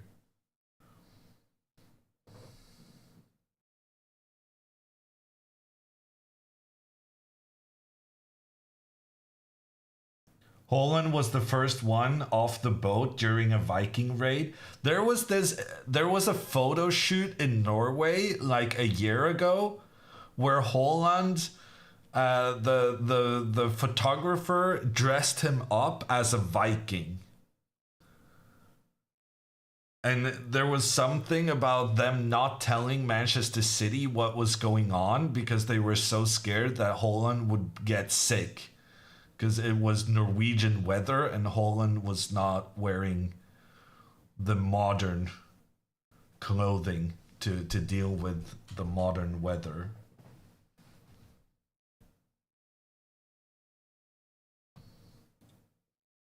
What would be Magnus' stats in Football Manager? I think Magnus' work rate, not that great. Bravery, not that great. And he would have a very strong left foot and completely useless right foot. Basically, whenever I'm defending against Magnus in soccer, I let him try and get off a shot with his right foot at any point. He will just not use that foot. Interestingly, Magnus is right-handed and left-footed. Fun fact. I wonder if all the Magnus trivia I know that I just don't think about is an interesting fun fact. I wonder if that can be monetized.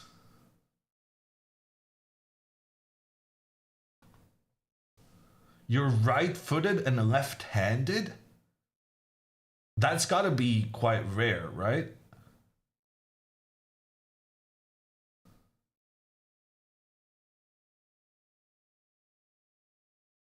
Oh, there's another guy who says he's left-handed, right-footed. Well, being left-handed is a lot worse than being left-footed. Because when you're left-handed, unless, well, I guess unless your mother tongue is Arabic, then it completely messes up your writing.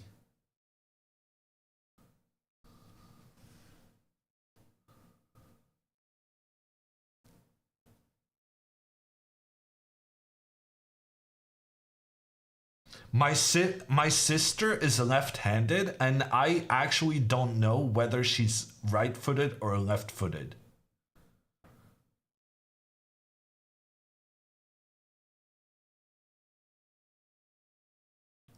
I actually have to ask her that.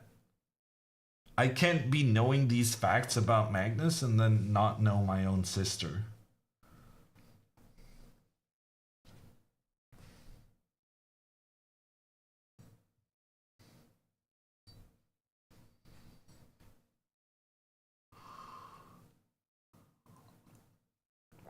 I can use both my feet and write with both hands. Well, I mean, I can also use both my feet, right? That's just a training issue. My soccer team when I was younger was actually quite good, and I was not good, but the other kids were, and we were all kind of like in the same school class. It wasn't like a school team kind of. But then we would practice using both our left foot and our right foot.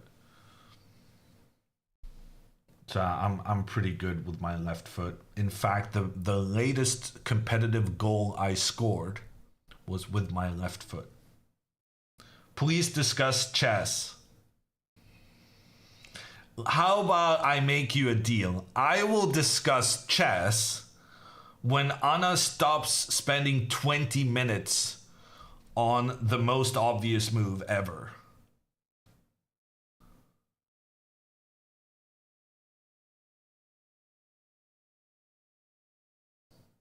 Is that a deal? You will never speak of chess again? No, it will happen.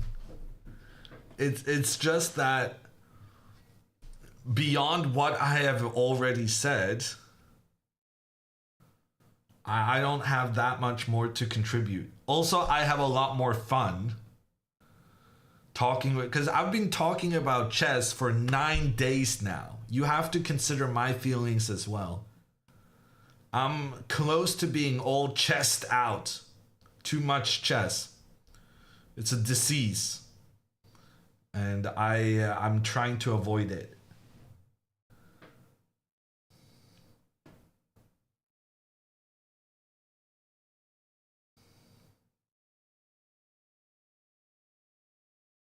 Also, in my defense, chat has been a lot more active after we started talking about other things than chess. So, I'm just talking about whatever excites chat. That's my excuse. Let's check in with the overview. Anna has a slight advantage. Pia has a slight advantage. Lavinia still with a tricky position, but if I'm honest, I think I prefer Lavinia's position. She just made a move where she's getting ready to get her other rook over here. And like white can go crazy with the pawns trying to attack, but then Lavinia will be able to capture some stuff. And she'll still have both of her rooks pointing down towards the white king. It feels scary having your opponent's rook point down on your king like this, but maybe you can also go like pawn to f5, and you can just push these pawns trying to become a new queen, and you get protection from the rook along that 7th rank. So I'm feeling good about Lavinia's position, although yeah, she's down on time. She's spending a bit too much time. It helps that Lavinia played the Najdorf variation though, because that means they have so many pre-studied moves, which means that they're already on move 22 for 20 something. The numbers are too small for me to see. And then on board 4, we have Margot, who has a big advantage according to the numbers. That being said, Margot's position is not that obvious. Yeah, because it feels like maybe the chess engine wants her to go here and then like sacrifice. Okay, apparently we do not want to do that. Black has been very attacking with their pawns. And black hasn't gotten the rook and bishop in the corner into the game. Isn't even close to getting it into the game. But it doesn't feel obvious to me how you're supposed to exploit it. Can we go pawn to h3? Yeah, no, that's a good move. And it's fairly obvious. And then if black continues forward, you have this very sweet pawn captures pawn, allowing the black pawn to capture the bishop because you've managed to open up for your rook along the edge of the board and come down and capture and attack the king, the queen, everything. Yeah, so if pawn to h3, I'm going to say Margot is definitely going to win that game if she plays that move.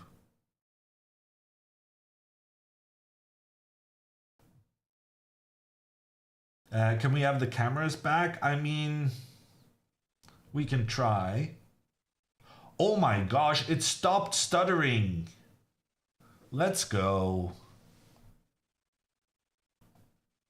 I guess that means our soccer discussions are done.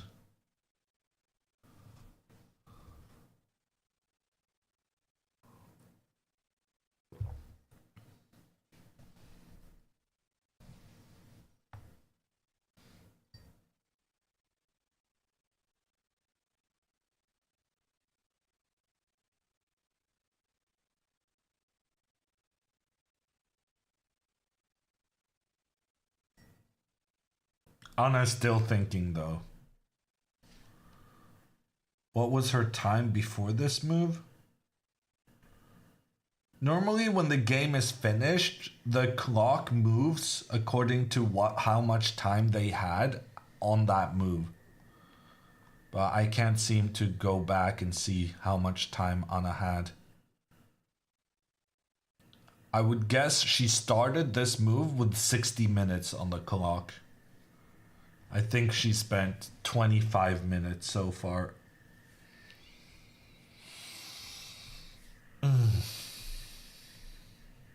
Being Anna's commentator is rough. The big things. What are you gonna do? She was on 60 minutes and 14 seconds before this move. Okay.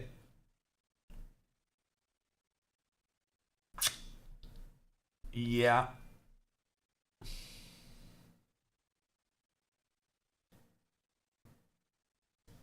How hard is it for the coach? I don't know. The coach seems pretty calm and relaxed where he's sitting. Huh. The arbiter is not at their seat. The two captains sitting in the back with an overview of their respective teams. But the chess arbiter, the referee, nowhere to be seen.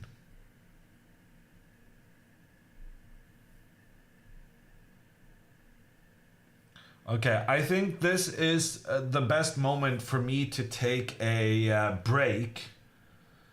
Because that also means I'm not going to be spending time hounding Anna for her time spent on this move.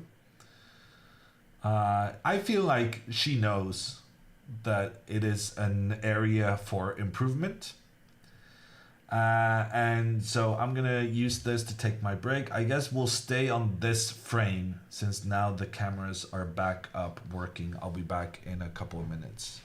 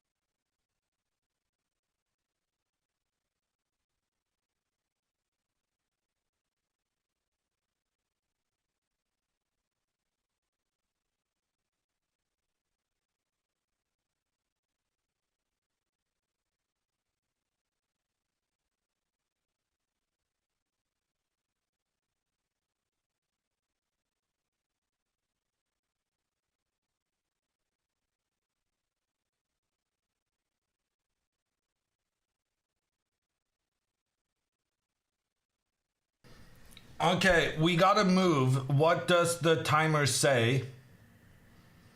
35 minutes and 47 seconds. 25 minutes on this move. It's a good move. Putting the rook on the open file, pointing down to towards the black king.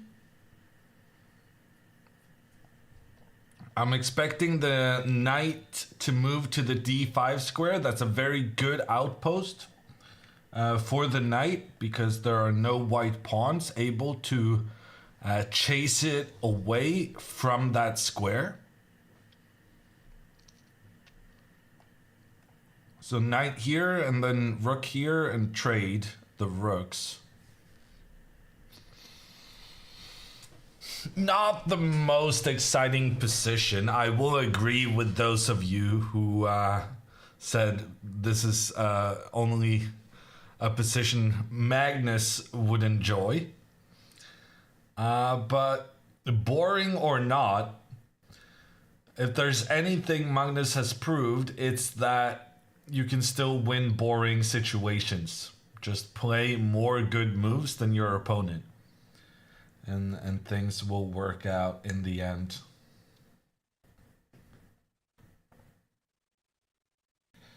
Let's take a look at Pia.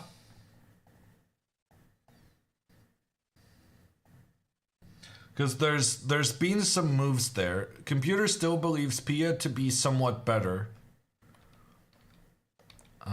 So we had this situation where White was trying to point everything down towards a potential sacrifice close to Pia's king. But by giving up her bishop and then chasing this knight back, she was successful in averting the first wave. The disadvantage now is that White has the two bishops that could be strong in the future. That being said, two bishops, they're not better than the one bishop Pia has, pointing down in the direction of White's king. So far Pia's bishop is still the best one on the board. She castles her king. Bishop goes to e3. White is trying to capture the black pawn. And White is also trying to provoke Black into making the trade. Because if you make the trade here, the White bishop gets a really nice positioning in the center of the board, having two diagonals it's working on. So Pia doesn't want to do that. She just goes with the rook to reinforce the pawn's protection. Now if the pawn captures, you can recapture, and this bishop at the very least is not pointing down in this direction, as well as you having activated both your knight and your rook compared to the other thing we looked at. And so the journey kind of continues, the games continue. White tries to increase the pressure on the c5 pawn, trying to provoke a trade which would enable the bishop to get into a very nice position. But Pia says, no, thank you. I'm not going to do the trade on your in your preferences. I'm going to continue to reinforce my own pawn while activating the rest of my pieces. Good, sensible play here from Pia.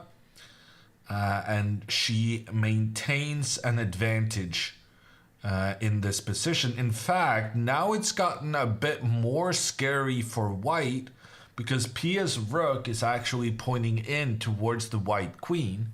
And if the White queen tries to remove itself from the rook's path, then you have to watch out for this bishop changing its diagonals and instead targeting the White queen and the White rook. So Pia, I would say, with an increasing advantage, Now, as the rook is bothering the queen, and the queen doesn't really have a very safe, secure place to move. Going back to Anna's game, this pawn to g6 move is completely inexplicable. Actually, it's not inexplicable whatsoever. What am I saying?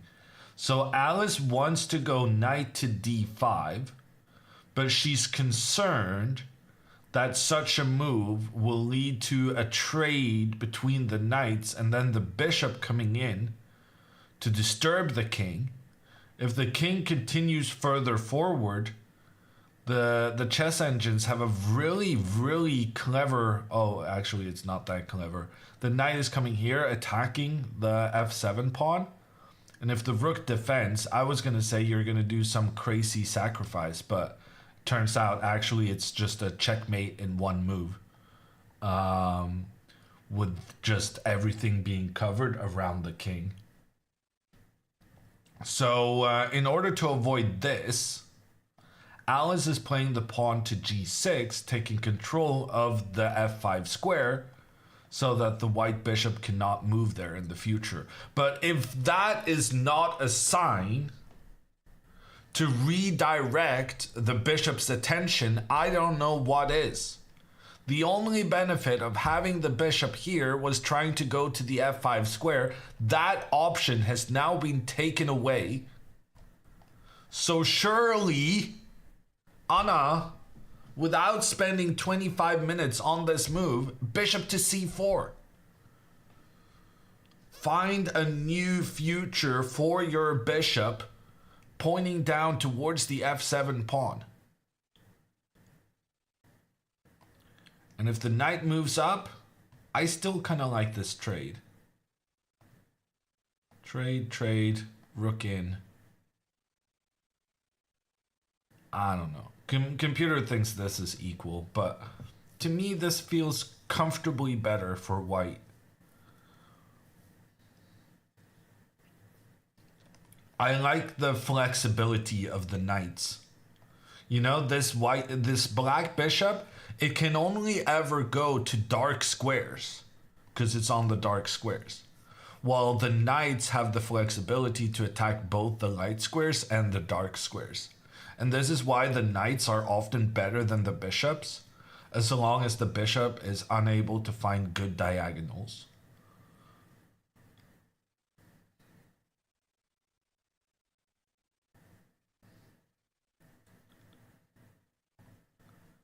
Why is king to f1 the top suggested move? Because when the queens have been traded, the king has to play a bigger role. And then you want to have your king in towards the center of the board to contribute. Which is why I was so critical of that castling move earlier.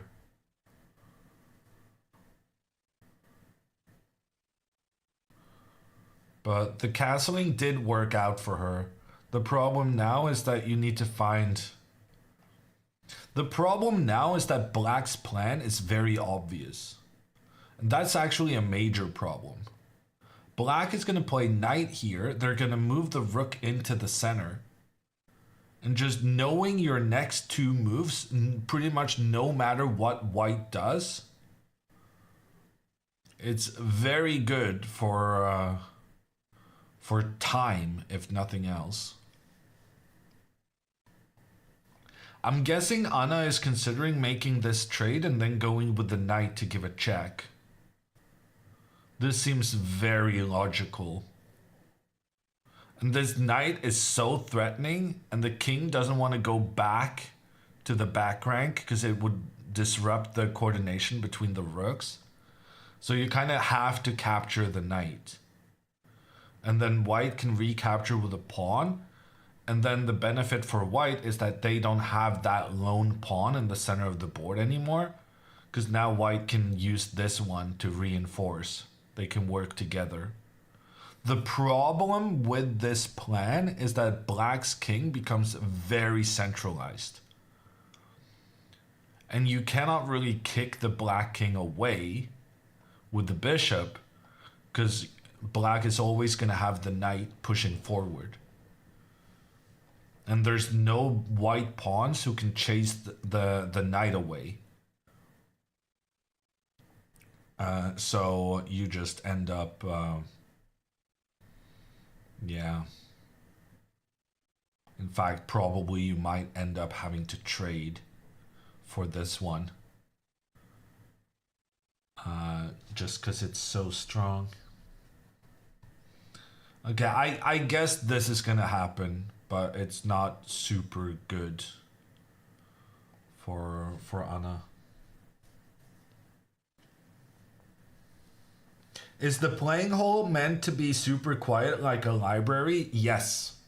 No talking at all allowed. And traditionally, the noisiest thing in a chess playing venue is the arbiters hushing other people. The arbiters are always the loudest.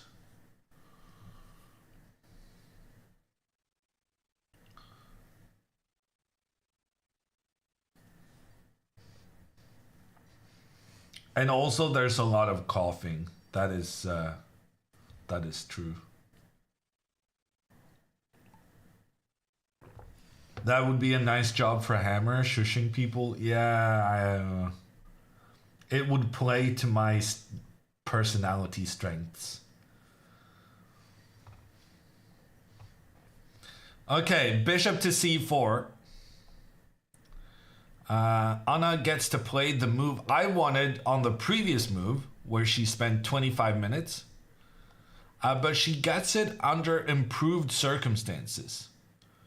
She improved the positioning of her rook, and black made this pawn move that was, well, it was aimed at preventing the bishop's ability to go to the f5 square, but now the bishop finds different fortunes.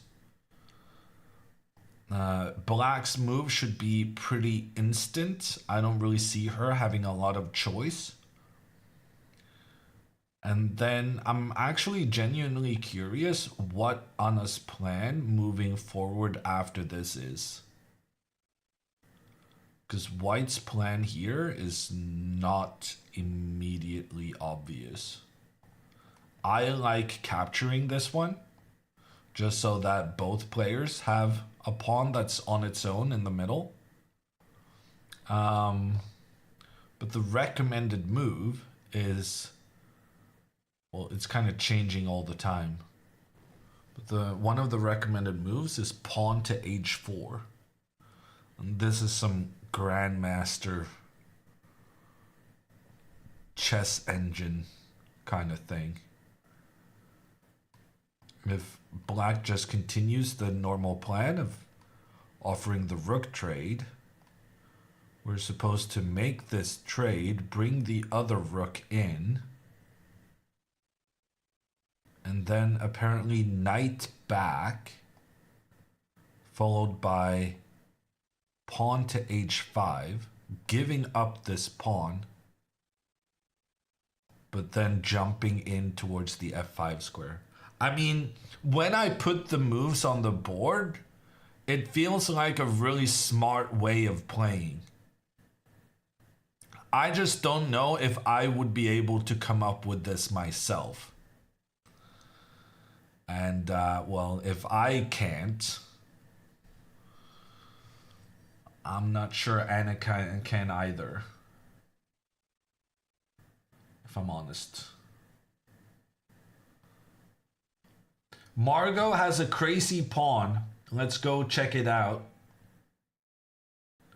Margot's pawn has invaded through the center of the board. But the chess engines now feel like she lost her advantage. Honestly, very surprised by that. I guess this pawn could potentially be surrounded by the black pieces. Ooh, queen to f6. That is a sneaky move. The queen is attacking the pawn on b2, And if we just try to stop that attack, then pawn to h4, and it turns out the bishop has nowhere safe to go. So in fact, the point of this queen move is taking control of the f4 square so that black can trap the bishop afterwards. So Margot is going to have to play this h3 move that she should have done earlier. Oh no, now this doesn't even work, because now if you do that same trick we were considering earlier, that trick doesn't work anymore. Because now black safely can capture our bishop, because our pressure down the h-file is not significant when the queen has gotten in a position not only controlling the f4 square, attacking the pawn, it's also protecting backwards.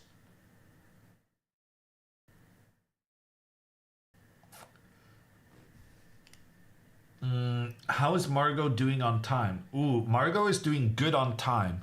23 minutes against 40 minutes. But the position is very tricky for both parties.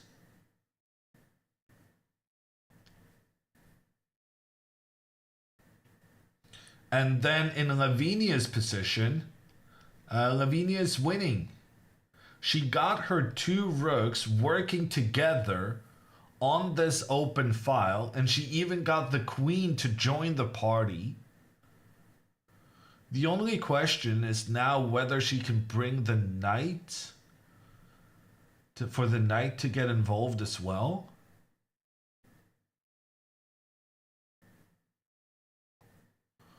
She has a really nice coordination of her pieces. It's just, it's difficult to see what Lavinia's winning blow is going to be. My first instinct is something like this. The eval bar is not too happy with that.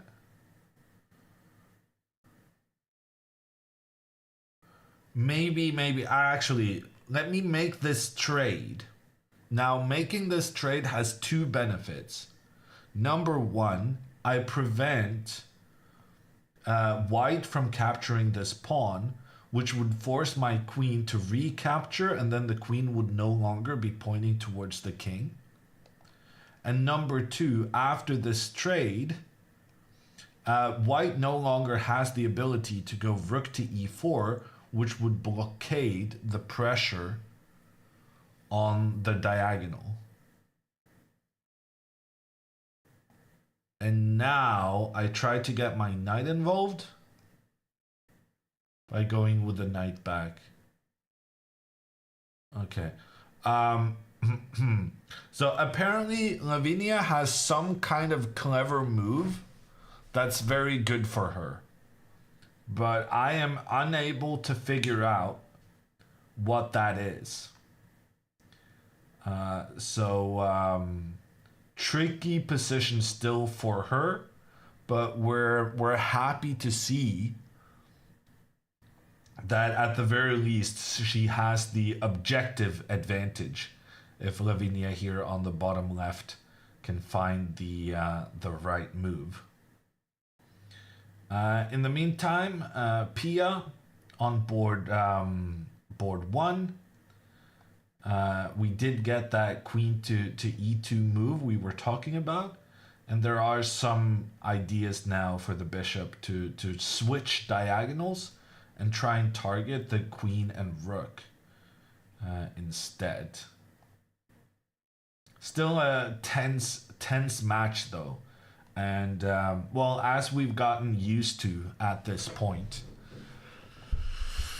the time scramble is where most things are gonna happen. And we're on about move 20 in most of the games, and they're soon down to 30 minutes on average for each player.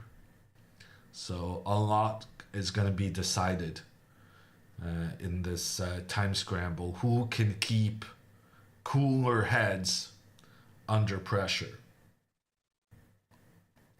Anna moved pawn to g3 and gets the green star for the best move. Honestly, I don't understand what's so great about this.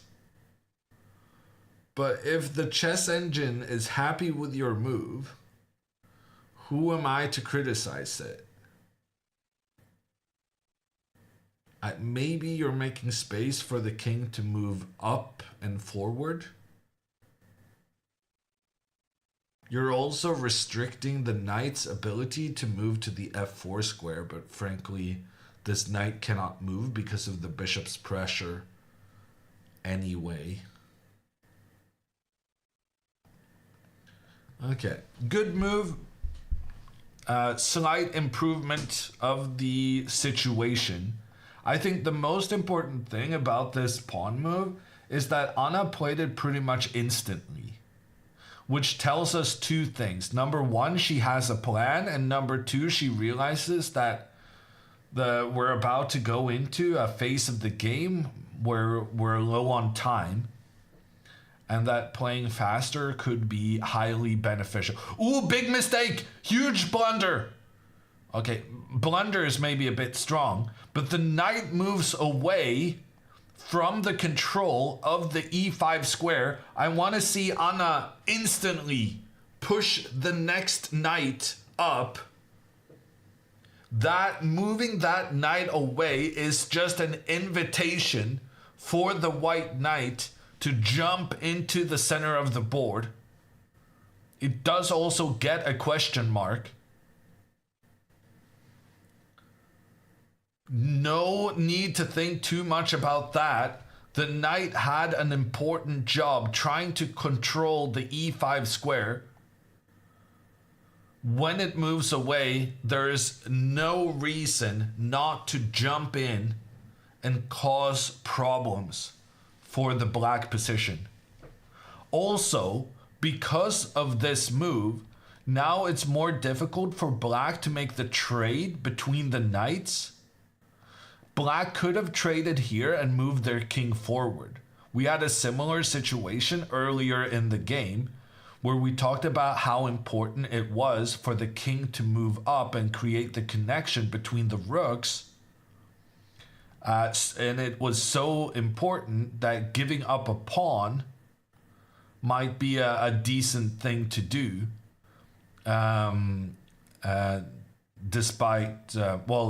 Despite losing a pawn, this could be good for black, because after the pawn is being captured, the black king is in such a great positioning, putting pressure on white's pieces.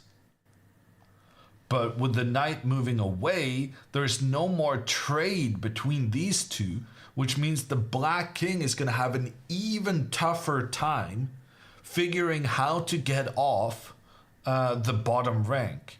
And very early on in this opening, I said it doesn't matter that black has lost their castling rights, because having the king in the center is not such a bad thing in the endgame when the queens are traded. But the follow-up that Alice has had, where she's on several moves chosen variations that make it more difficult for the king to get off the bottom rank, that has been a major issue. And now the king is not getting into the game anytime soon. And after knight to e5, rook comes to protect. And here, is there some kind of a blow? It doesn't seem like it. It just seems like Anna should improve the positioning of her pieces, and the king is struggling to get into the game. And when the king is struggling to get into the game, so is this rook. And now this rook has been pacified as well, because it now needs to be a protector of the pawn on f7. Which means this knight is super strong, putting pressure on several areas, and the knight is making the rook bad, because the rook has to just stay put. defending one of the knight's intentions. And also, previously we've seen that when the knight arrives at the e5 square, it's beneficial for black to just take it out. But here the problem is that if the knight is captured, the pawn will recapture and attack the black knight. And then the best idea for black is just to move back. But in that case, you've lost quite a bit of time moving back and forth, time that could have been better spent getting your pieces into play.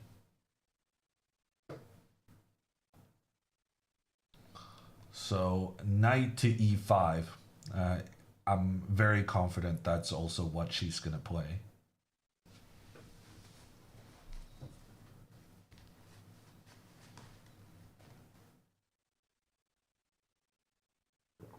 Good point from Brown. We talked about how Anna played her previous moves so quickly that it was clear she had a plan. But now, because of the opponent's mistake, she has to reconsider her plan and adapt to the new situation. Camden coming in with a prime with, wow, an 18-month resub. She did not move the knight up. Okay, it's okay. Rook d1, it's a good centralizing move. At this point, it's just important that she play quicker. That's the main priority. The good news here is that if the rook now moves to trade, which is what we're assuming is going to happen, then we still can go knight forward afterwards. And if the rook then decides to protect like this again, Anna would have just won a free move compared to if she had moved the knight up first. Also, by moving the rook in here, now it's impossible for black to trade the bishop for the knight, because that would open up for the rook down towards the king. The only disadvantage of this move first is that now the black could try and get their rook in a slightly better positioning. Like the black rook has to protect this pawn, but now it can do it while having some influence on the e file. And now there's some craziness happening. You can sacrifice the knight in order to get the fork. But then this one is protecting the other one. And we can get this situation, which honestly at first sight, this looks kind of good for black. I don't know why the engines are recommending it. I guess it has to do with the fact that this pawn long term is very difficult to stop because it's all the way out on the edge of the board. But I'm not a big fan of this, if I'm honest.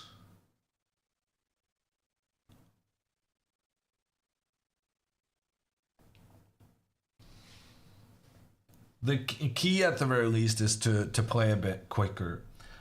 Big decision in Pia's game. We're going to move over there.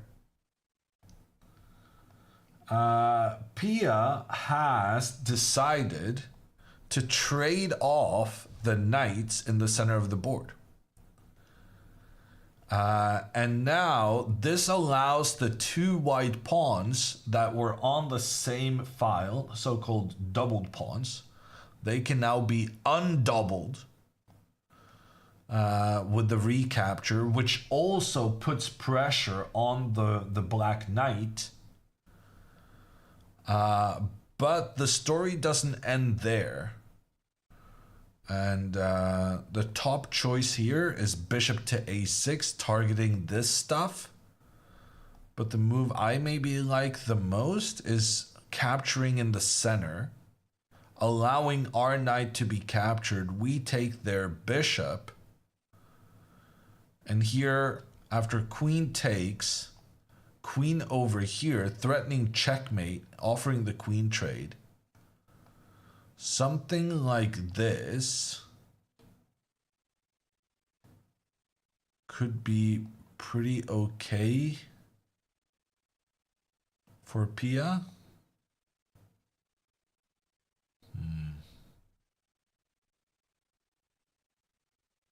I think Pia's potentially winning a pawn here, but at the same time, that was a bit too many trades. Pia spent 20 minutes on this decision to trade the knights. So clearly she has, she's made some big calculations and has a plan moving forward. Pia was 15 minutes ahead before this move. Now they're pretty equal on time. But the fact that Pia has planned ahead quite a bit should mean that Pia gets the time advantage here in the next 15 minutes.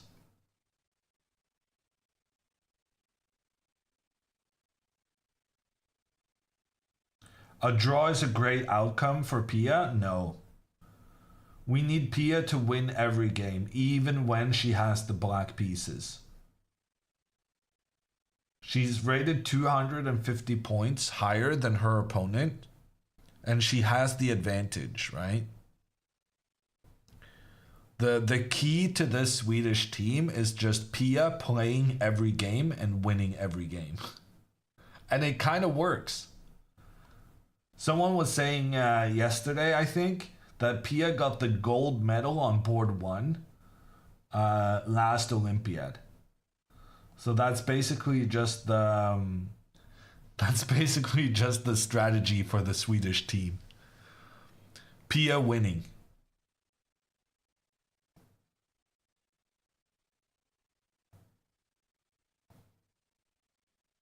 What's Pia's score so far? Brown posted it in chat.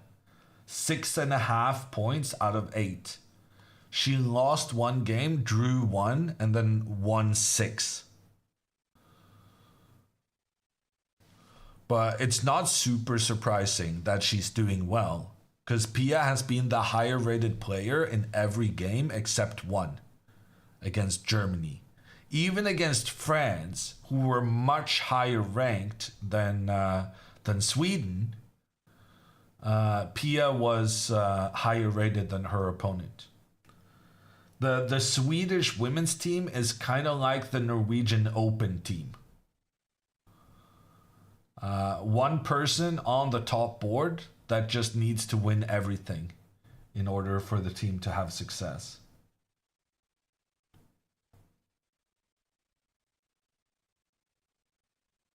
Okay, Anna is making her move. She's got the arm in the moving position. We're going to switch over there. Anna's opponent has moved the bishop. Finally, Black is planning to get the king off the bottom rank.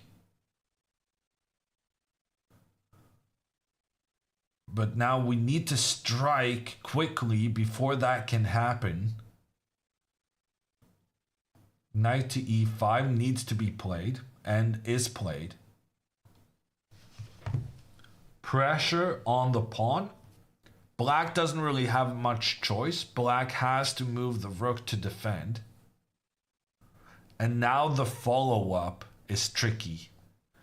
White has some very well-placed knights inside Black's territory. But making the breakthrough is not easy. Chess Engine wants a sacrifice. Capturing a pawn that was defended by another pawn. But it's a decoy. Because then the other knight can come in, check on the king, pressure on the rook. King moves, rook is captured.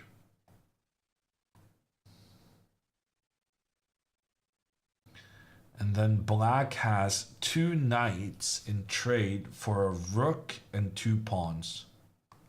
Honestly, I'm not a fan. The general, like the rule of thumb when it comes to sacrificing 2 minor pieces, so we refer to the bishops and the knights as minor pieces, while the rooks and the queens are major pieces. Actually, we never really refer to them as that. It's more like we call the knight and bishop minor pieces, and then the other ones doesn't have a designation per se. But the general rule is that 2 minor pieces are almost always very good. The only exception is that the 2 minor pieces can struggle a little bit if they don't have a rook on their team. So in general, you want to have the rook.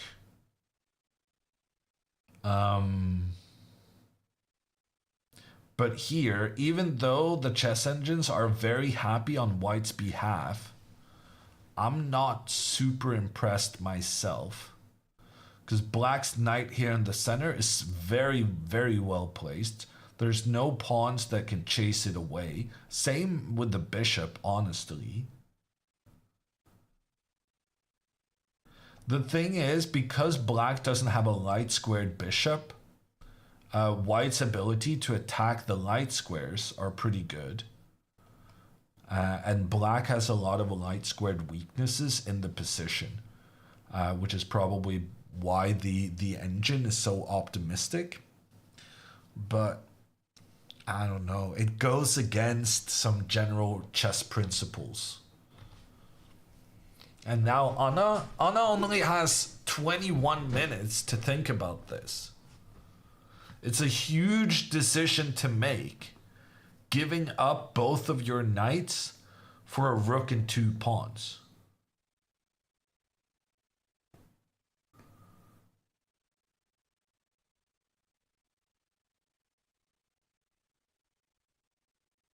Did I say major pieces? We say heavy pieces. No. Definitely not major pieces. That's why I got messed up in my head. Yeah, we do say heavy pieces. But then why do we not know? Is that Norwegian?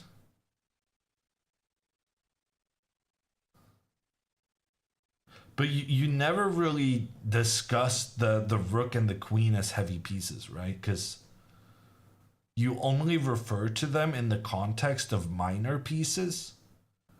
Because the rook and the queen, I mean, they are not comparable. They are two very different things.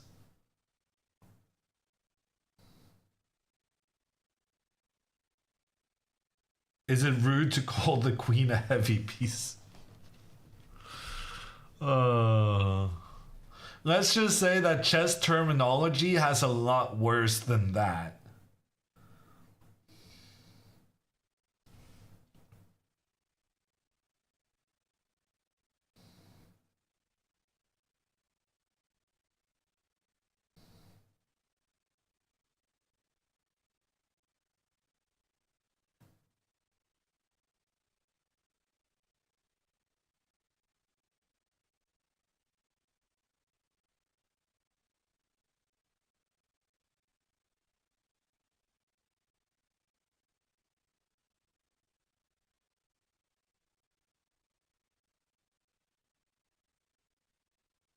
We're going down to 2 minutes, aren't we, Kicks? I fear that you might be correct, sir, madam. Uh, it's almost as if I hope she doesn't see this opportunity. Because if she does see it, she's going to spend every minute she has remaining trying to figure out, assess the ensuing position.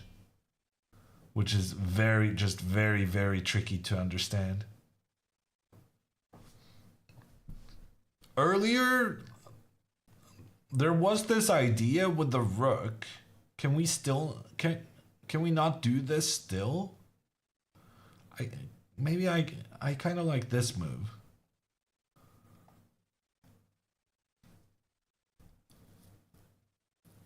Yeah, no, this plan. This is what I like. This makes sense to me. Big fan of this maneuver.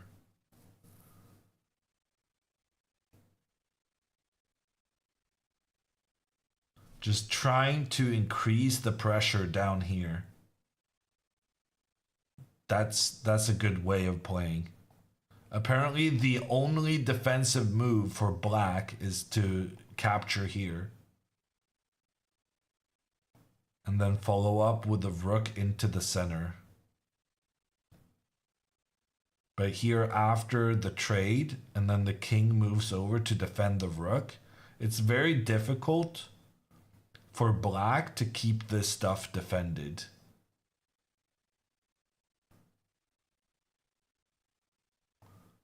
Rook moves forward. Apparently here pawn to h4 is very strong.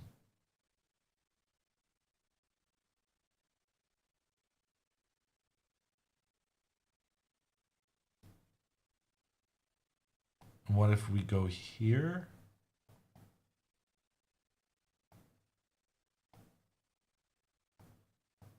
Is this not pretty nice? Knight defended by the pawn. The rook is attacking. The king is centralized.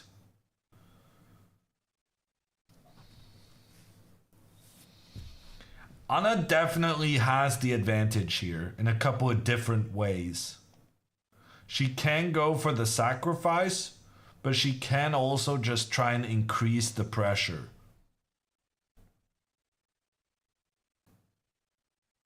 The problem is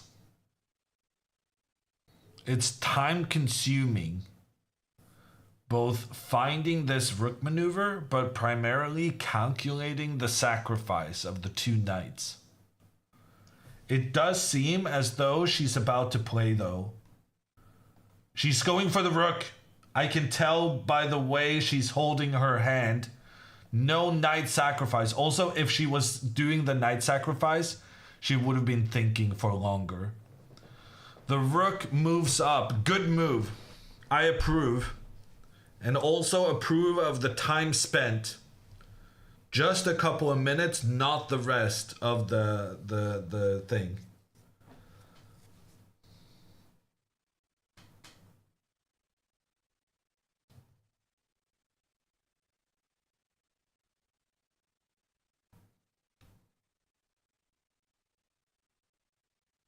Hammer is a GM in body language. That's not really... So the thing is, you can legitimately tell by how people place their hands what they're about to do. And also you can judge from where... Because if she were to capture... If she were to capture a piece on the left side of the board, her hand would not be like this, right? It would be more like... It would be preparing a longer stretch. And also, if you capture a piece, you usually go after the piece you're going to capture first. You take that one off the board, and then you move your piece afterwards. While here, it was pretty clear that she was going to just shuffle. Shuffle the rook over here.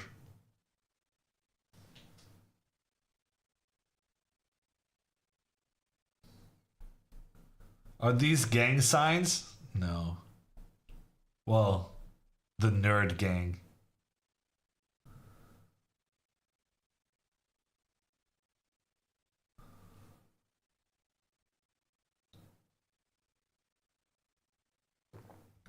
Not the most intimidating of gangs. We need Alice spending 10 minutes at least. Yeah, but I think that's reasonably likely. even though Alice has only really one plan in this position, the fact that this rook looks so threatening means that even though she only has one plan, and even though that plan is what she was preparing on the previous move, she still needs some time to kind of readjust, just basically just to understand that she's not losing instantly.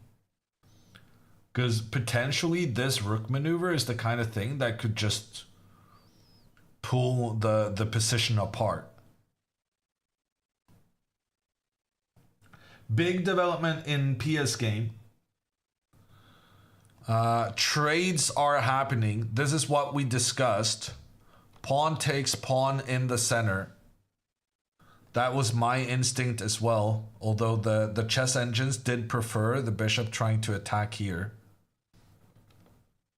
But after the trade, Pia loses her defensive knight, but White loses their bishop as well. And now the only good move is queen takes. And then the question becomes, what's next?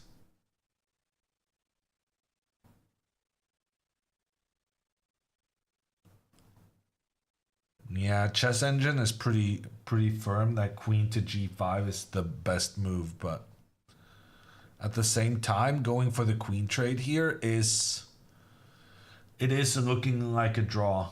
I'm not such a big fan. After all, I changed my mind.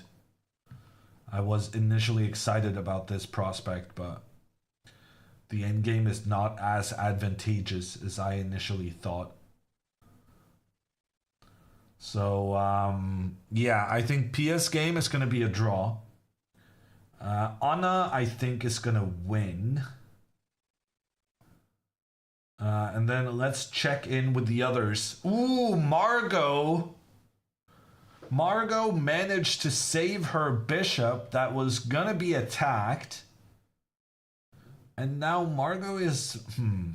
interesting. Margot is gonna lose her pawn. This pawn is dead. Goodbye, pawn. Also a concern, the black pawn is rushing forward to trap the white bishop. So there's several concerns here initially.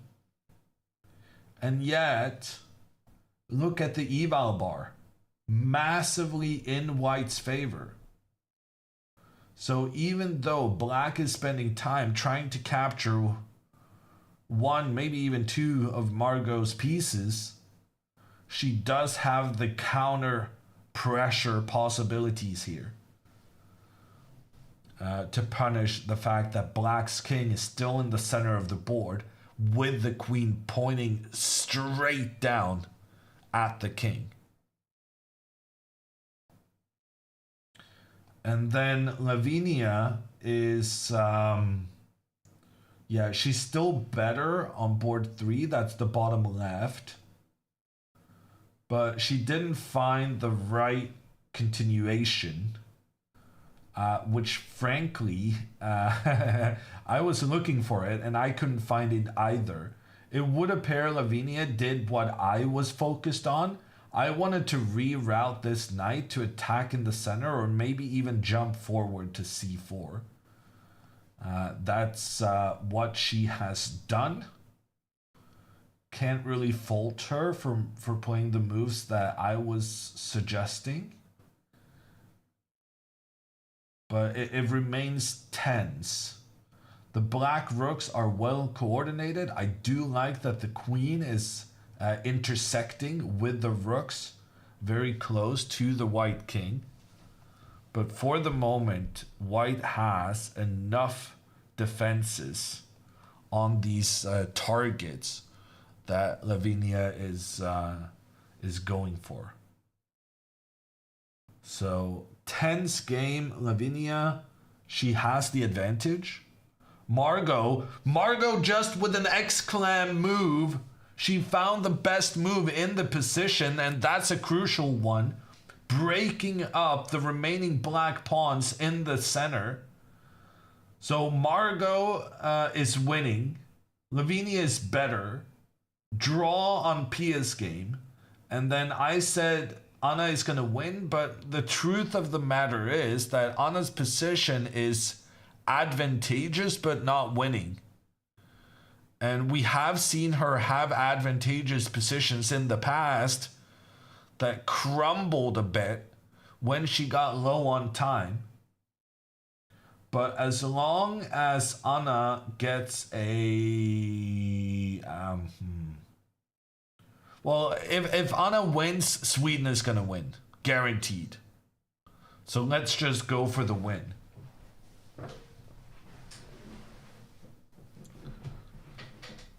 Why would you just assume Pia would draw? She wins dead drawn positions. She won a very nice endgame against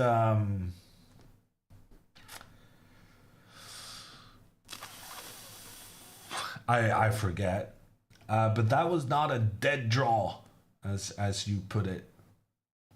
Yeah, I have the skill to determine what positions there's potential to go for more, and when there's not. And it is my professional opinion that it's going to be difficult for Pia to get the win, even if the end game is initially liked by the chess engines.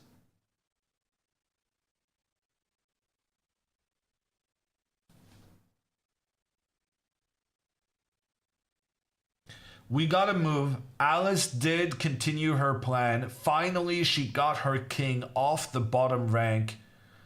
The big benefit of this is that she can now play her rook in from the corner of the board to the center.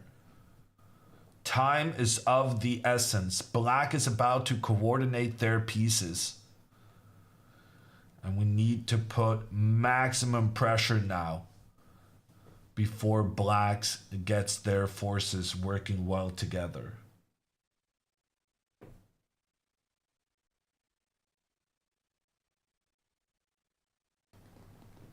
Should be a quick move. I agree.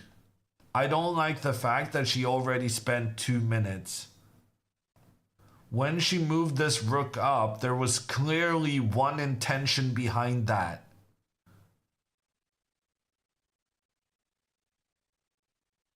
Just make the move and then you can think when you know what the opponent is going to do. No use spending time here when you don't know the opponent's next move.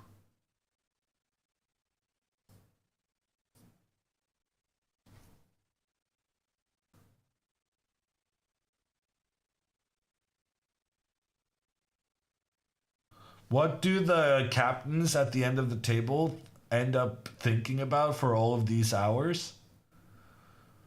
I don't know. I could not do that job. I can't even go running because I'm scared of being alone with my own thoughts.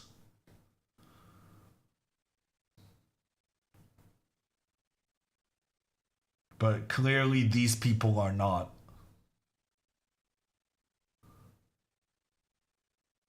I feel like usually the captains bring a book.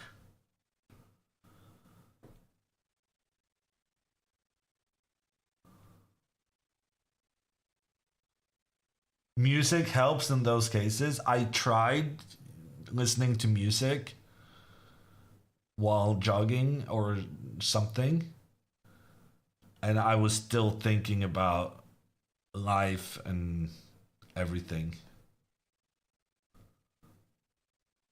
It wasn't enough of a distraction for me.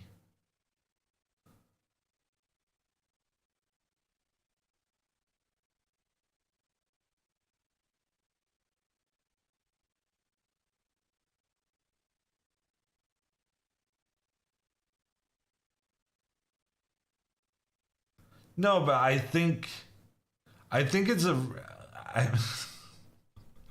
I, I agree that but I to represent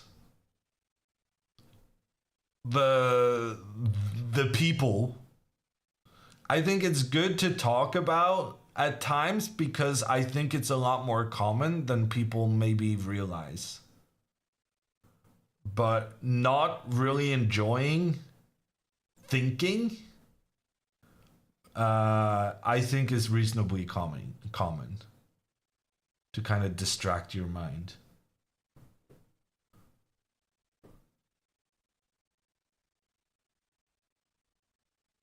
I don't think it's that of a sad thing to say, is essentially what I'm saying.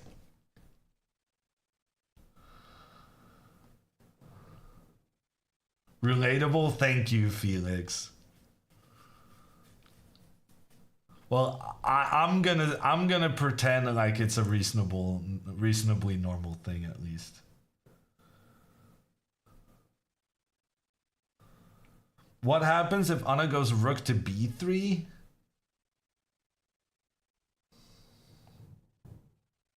Hmm. Well, the thing is, then you're not threatening anything. But then you could make the argument, are you really threatening anything if you go in this direction instead? She did go rook to f3, but frankly, that is 6 wasted minutes. She should have played that pretty much instantly. Now, this is a super difficult spot for Alice. Alice only has one move that's not losing instantly.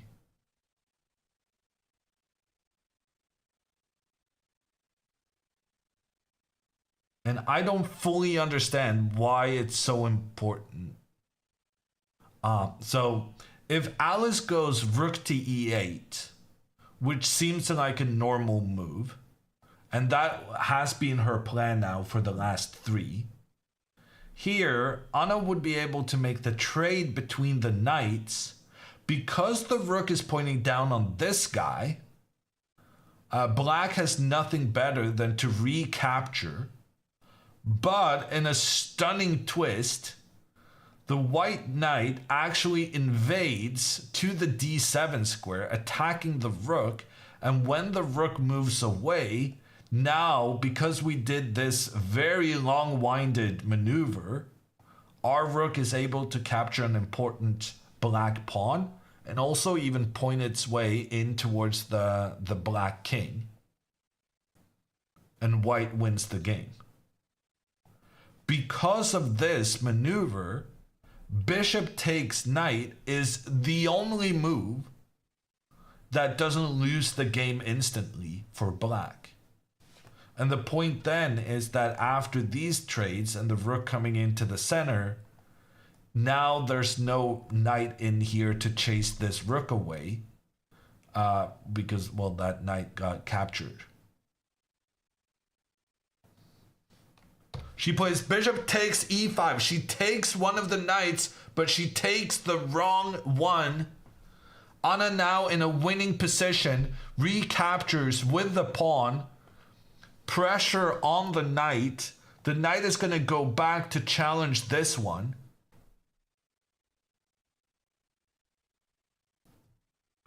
And here Anna can win the game with bishop takes knight. And then rook over.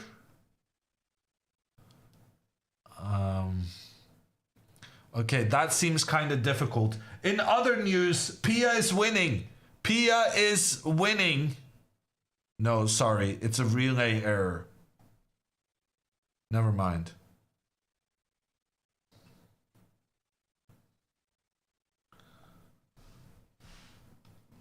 Okay, so after knight back, apparently capturing this one first and then moving the rook over, preserving the tension between these two, that's supposed to be winning for Anna. But I want to make the argument that even if you trade these knights, which I would say initially feels just as logical, and then trade here, and then move the rook in, are you not winning this too? Ah, damn it. Here, black manages to get the rook in to protect the pawn.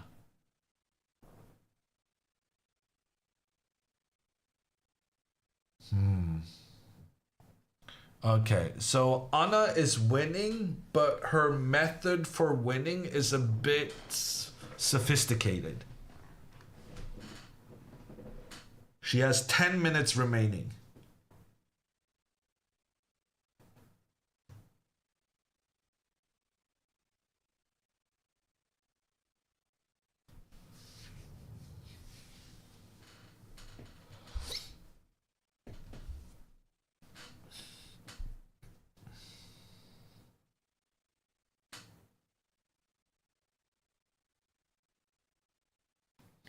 Okay, let's take a look at the overview. There's a relay error on PS board. So the current assessment there is wrong. A lot of trades have happened on Lavinia's board, and those trades have not been favorable for her whatsoever. Lavinia lost her two rooks working together, pointing down on the open file.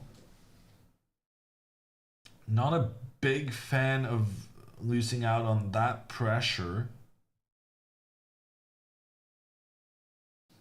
On the other hand, she can try to go pawn to b5 and try and stop the white pawns from advancing up the board. This white pawn two steps forward in front of their own king. That seems like somewhat of a misplaced move that has been made. So still just a very tense position for Lavinia. Margot is absolutely killing it. Wow, what a move. First, she used this pawn on the outskirts of the center to point in towards black's pawn and make sure that the black pawn had to move so that there was no longer any control for black on the e4 square. And after that, she goes pawn to f4. Same kind of pawn in the outskirts, moving to control in towards the middle. If en passant, then she takes back with the rook and she's just got everything pointing down here on the black king.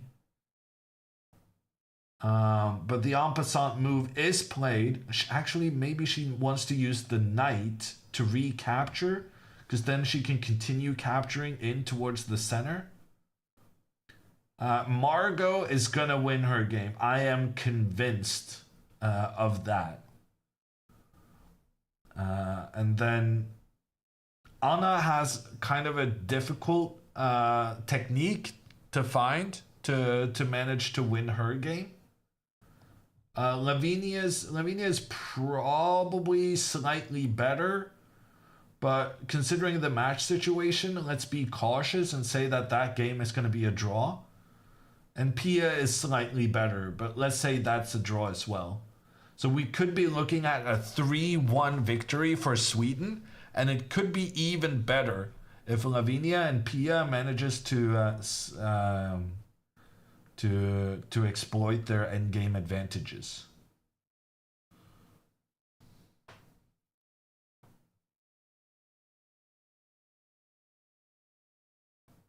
But these calculations were based on Anna winning her game. And after knight to d7 that has been played, she has to avoid this immediate trade and instead go for the trade between the bishop and knight first, because after this trade, you can go with the rook. And the big difference here is that there's still going to be a trade between the knights, but Anna needs to make the trade happen in a situation where her rook is going to attack the pawn in the center as well as giving a check on the king.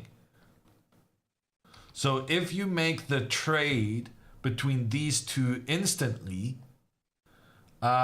then you don't have a method for winning this pawn in the center afterwards. But if you're clever about it and avoid this trade and do it on White's premises, is that a thing? That sounds like Norwegian. On White's terms, thank you. If you make the trade on White's terms, then she wins the game.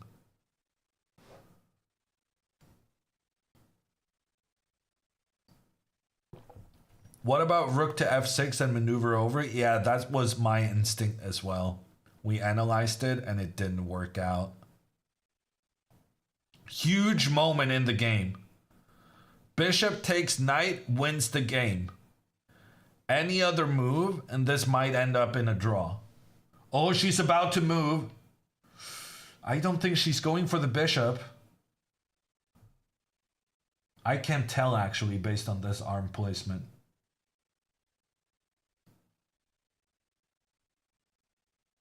We need to see bishop takes knight. In other news, Pia's opponent has blundered by removing their bishop from central control. Pia is going to win her advantageous endgame. And Anna captures on d5. In the matter of seconds, both the Kremlings are winning their games.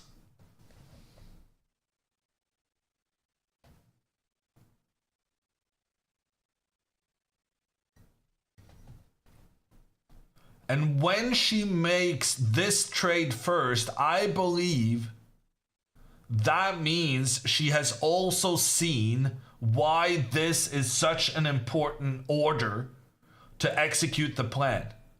So now, once again, if the trade between the knights happen, this is going to be a draw. The trade between the knights have to happen on White's terms. The way to do so is moving the rook over so that if then the knights are traded off, the rook will attack both the pawn and the king.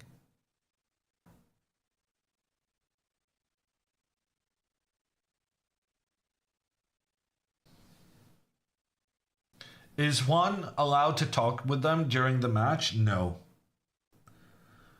You're not allowed to talk to anyone. There are certain things you're allowed to talk to your captain about, but then you have to talk. That conversation has to be monitored by the arbiter. And also, I think that rule is ridiculous. I don't think you should allow any talking with the captain and the players. We talked about this the other day. I think the captain role is just obsolete.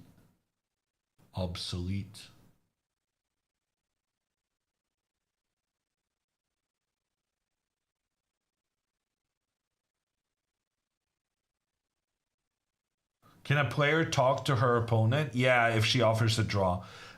Rook to c3 on the board. Well done. She made it look easy, but I'm not sure that trade... I don't know. It's difficult to judge when you're not sitting at the board yourself. But I don't feel like that order of doing business was completely obvious. In any case, Anna found the right moves and she's going to win this game. Pia found the right moves. She did get into a slightly better endgame and Pia's opponent just completely collapsed. Terrible play from her. But she was down to just 10 minutes playing a slightly worse endgame against a grandmaster. You're low on time. Mistakes do happen. Ask Mr. Carlsen. He's well familiar that even the very best players in the world stumble when put under pressure. And now it does seem as though Pia and Anna are going to put Sweden up by 2-0. And that means, so here we see Pia's position. The mistake that Pia's opponent did was she allowed the rook to establish itself inside white's half, and now the white pawns have been forced to be placed on the light squares, which is bad. It means that this bishop could potentially in the future attack those pawns. Now that I'm thinking about it, I don't understand why it's obvious that this is good for Pia. Oh gosh, actually, the reason the computer is so happy with Pia's position is an incredibly difficult move. Pia needs to play bishop to b7, despite the fact that the bishop just moved from that square. Ooh, and Pia doesn't find it. The reason the bishop back was such a powerful move is that white's only plan here is to move the king over and chase the rook away. But if the king moves over now, then the bishop can come in, give a check, and support the rook, as the rook kind of just kicks the king out and starts capturing pawns. But then you might ask yourself, why did Pia then have to move the bishop up in the center to begin with? Well, that's because Pia wanted to provoke the pawn forward so that the bishop no longer could return to that square, so that this bishop is just bad for the rest of the game. That was an incredible maneuver where she was supposed to go back where she came from, and now instead, with Pia's latest move, she gets a question mark, and suddenly the position is back to Pia being better, but having a long endgame ahead to justify her advantage.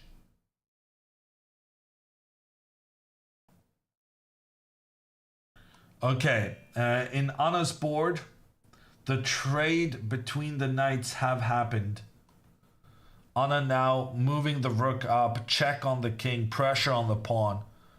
Anna's gonna win the pawn. Rook endgame with an extra pawn, but also the white rooks are more actively placed than the opponents. That is a very, very important part of this.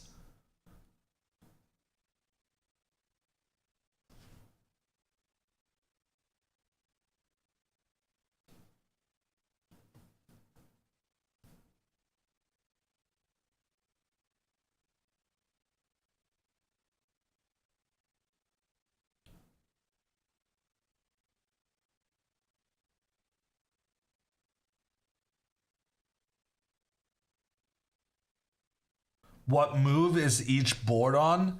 Both Anna and Pia are on move 27. Time shouldn't be an issue, especially for Anna, who's the one we're the most concerned about as far as time is concerned. She has 8 minutes, which is honestly way more time than she usually has after 27 moves. In addition to that, her moves moving forward are very obvious.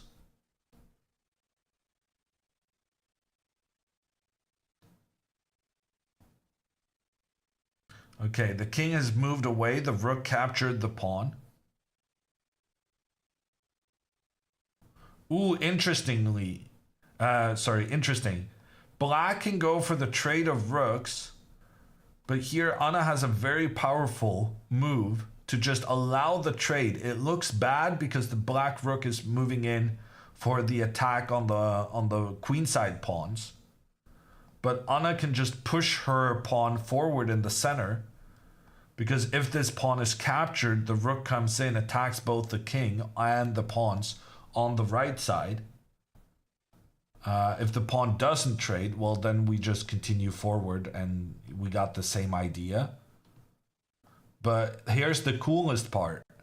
If the rook tries to attack the pawn, arguing that the pawn cannot move without losing the white rook behind, you capture the black pawn after all, allow your own rook to be captured.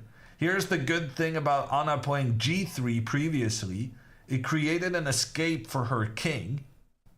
And now the black rook is unable to get back into defense, preventing the white pawn from becoming a new queen. Because the white pawn has that square under control. The benefit here of the pawn normally moving forward but capturing to the side, the pawn actually manages to control two squares at once.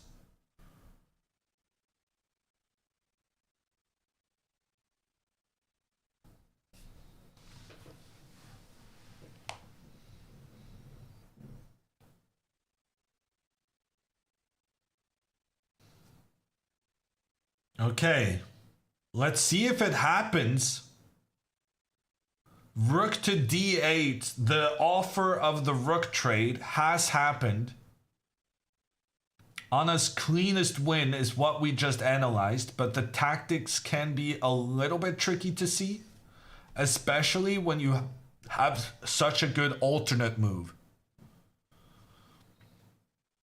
Rook to d1 is just a very good move too.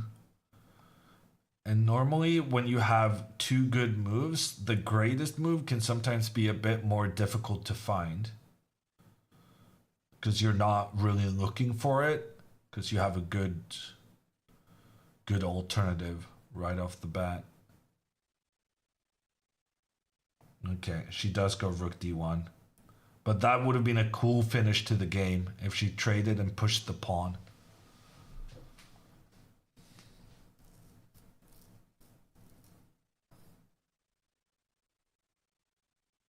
All roads lead to Rome here.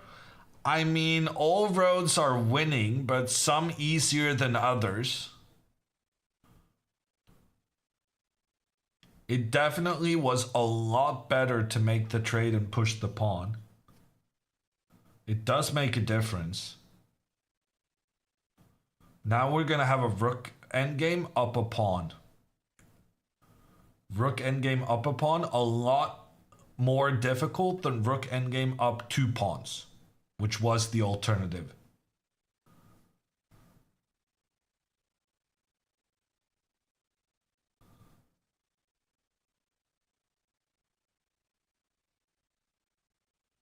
Margot made a mistake. Let's quickly check in.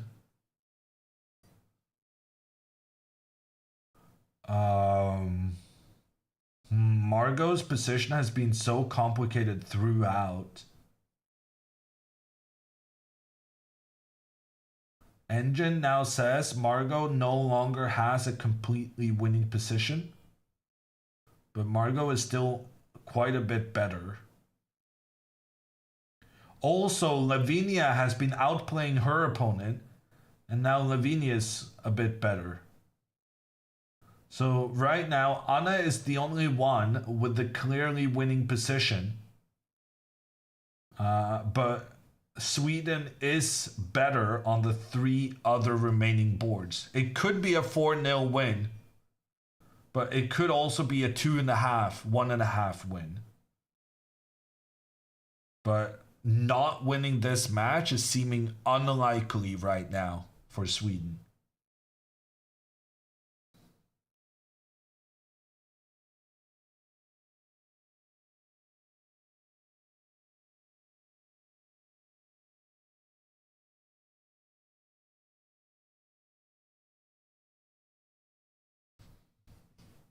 Did Anna get 30 more minutes? No. She needs to make 10 more moves to get the additional time. Shouldn't be a problem, in my opinion.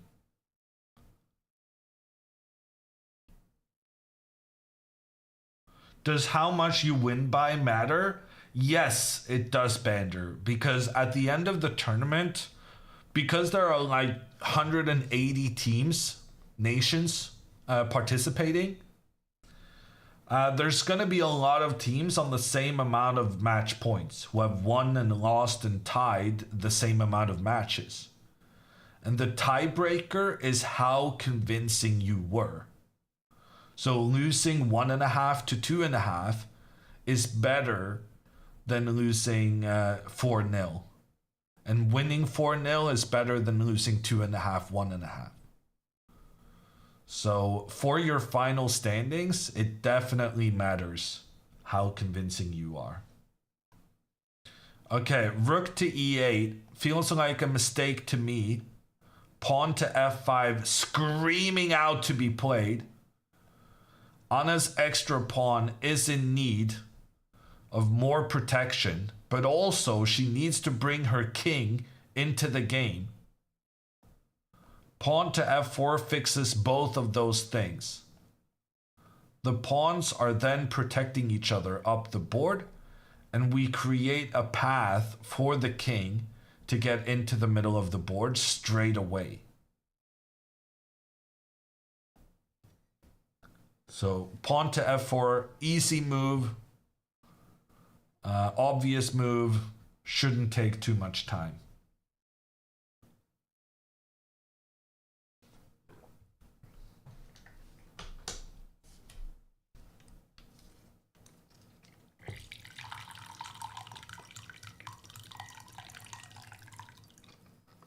Need cam? Oh, I forgot about that.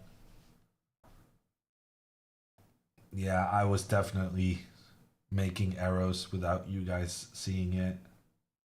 But that it always happens in this phase of the game, right? Because all the games are tense, and then we get into these 30 minutes where everyone is low on time, and I want to be checking out how everyone's doing because it can change so quickly.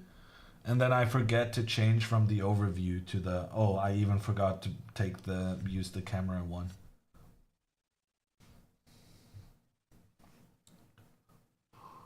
How many games do we have left? After this today, there are 2 more days remaining.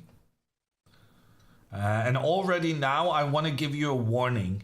On Sunday, the final round, the final day, the games will be starting at 11 a.m. local time in Budapest. That is 5 a.m. Eastern. I said 2 a.m. Eastern the other day, but no, earlier. But that is, of course, wrong. It is 5 a.m. Eastern. Anna wakes up at 11 a.m. Maybe it's best if she doesn't play that round. I'm not the captain, but I'm just saying.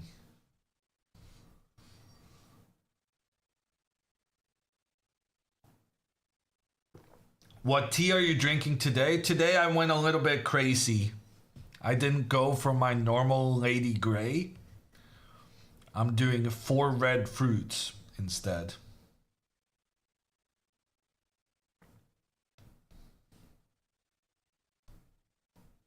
I don't like this check so much. The chess engines thought it was the best move. I don't really understand why. But whatever. She's going to play the pawn forward next move. It's fine. I think the idea might be that after this check, if the king moves back and the pawn moves forward, now it's impossible for the rook to move up using this c file. Actually, maybe this is very, very clever now that I think about it. So if the king cannot go closer to the rook, because then it will be blocking its own rook's path, then the king has to hide in the corner, but then the king is worse placed. And then even if the rook comes over here, you can always just go back and defend, and then you move your king up in the middle. No, rook d6 might be very, very smart.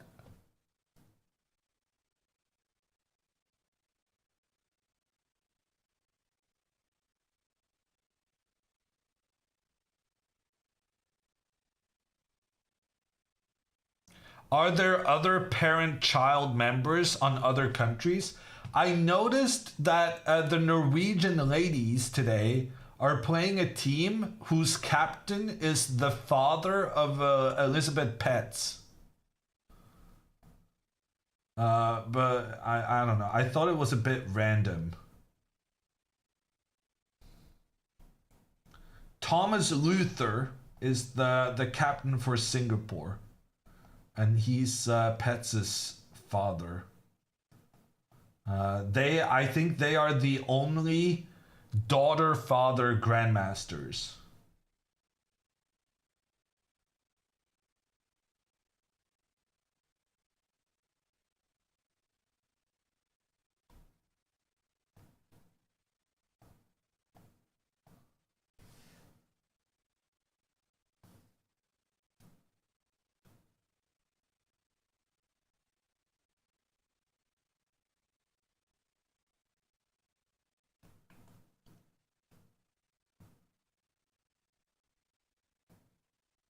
After 11 days, the tournament continues to semifinals. No, that's the end. Then you just see who won the most matches.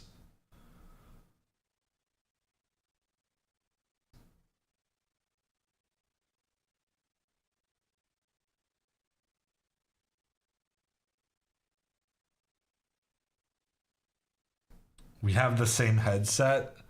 These were on sale. They were incredibly cheap. That's my priority as far as headsets go.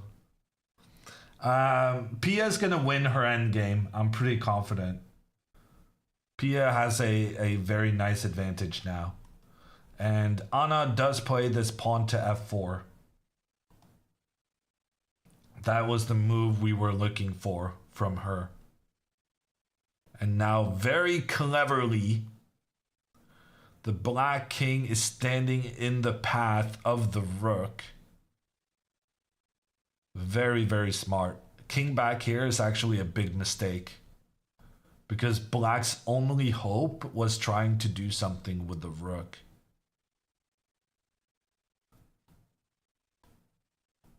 And now Anna is just gonna boom all the way up with her king.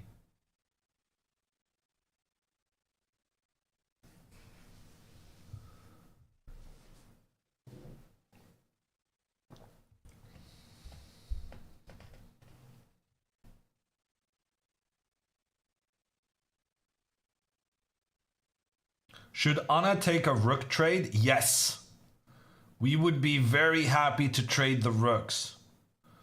As a general rule, in pawn endgames, having one extra pawn is almost always enough to win the game. And then you will gradually move your pawns forward.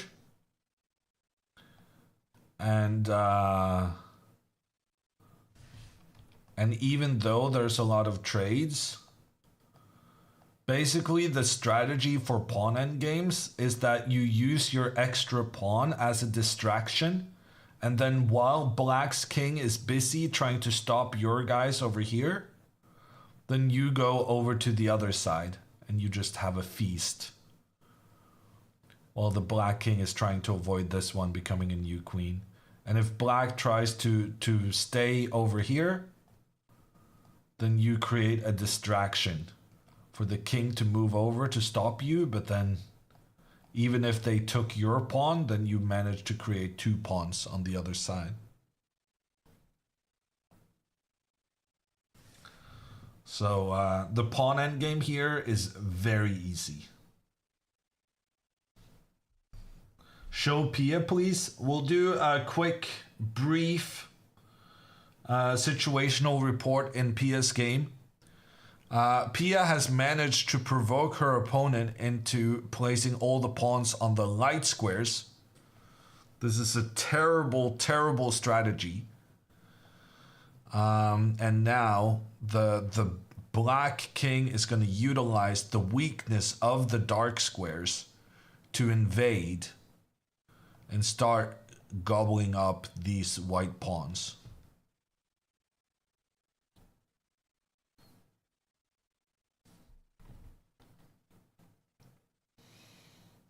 So here, king to f4, only winning move, but it's good enough. It's very important that we start our invasion before the white king manages to get forward and stop the plan.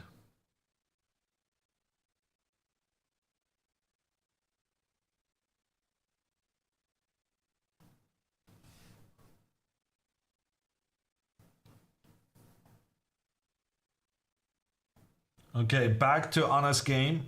Alice moves the rook one step up. Anna moves her king forward. Anna has 6 minutes remaining and the time is no issue whatsoever. Because her plan is more obvious than the recipe for apple pie.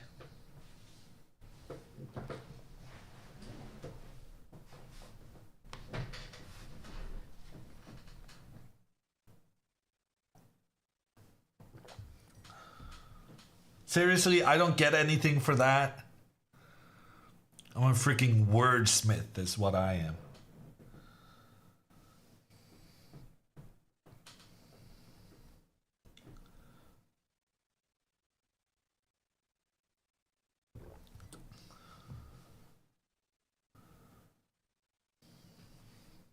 First time inventing it, virtual. I'm groundbreaking. Just watch it catch on. Do you know the recipe for apple pie? Go check my Instagram. AKA Hammer's Foodgram. Got some nice focaccia, chicken salad, and not an apple pie.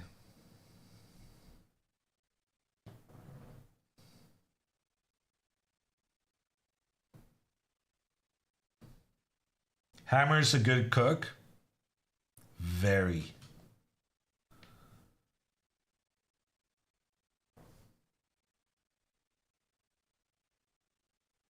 Margot is lost? Yeah, you said that earlier and then it was just a draw. Oh, this time it's real. Oh no.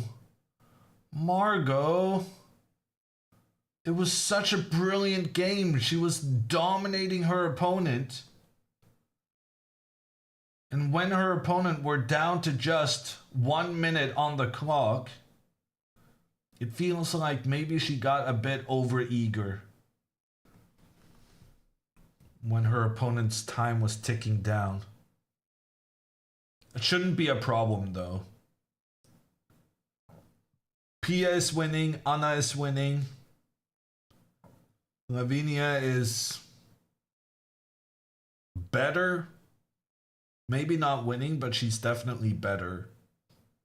Lavinia can maybe just make a draw if it secures the win for the team. No, frankly, Lavinia shouldn't make a draw. Because she's going to get this one, and then she's going to go after this one. Oh, and this one, even.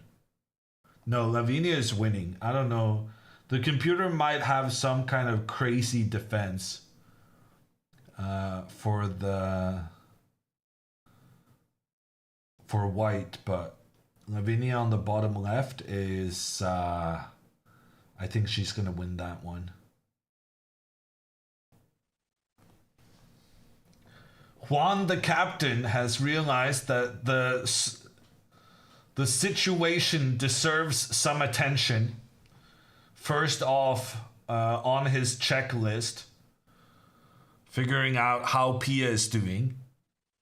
The answer to that is Pia is winning. She has invaded with her king in towards the white back, the pawn furthest back. And that should be enough to win the game. This king is just absolutely dominant.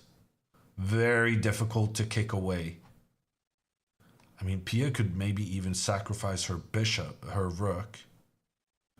Okay, apparently she cannot do that.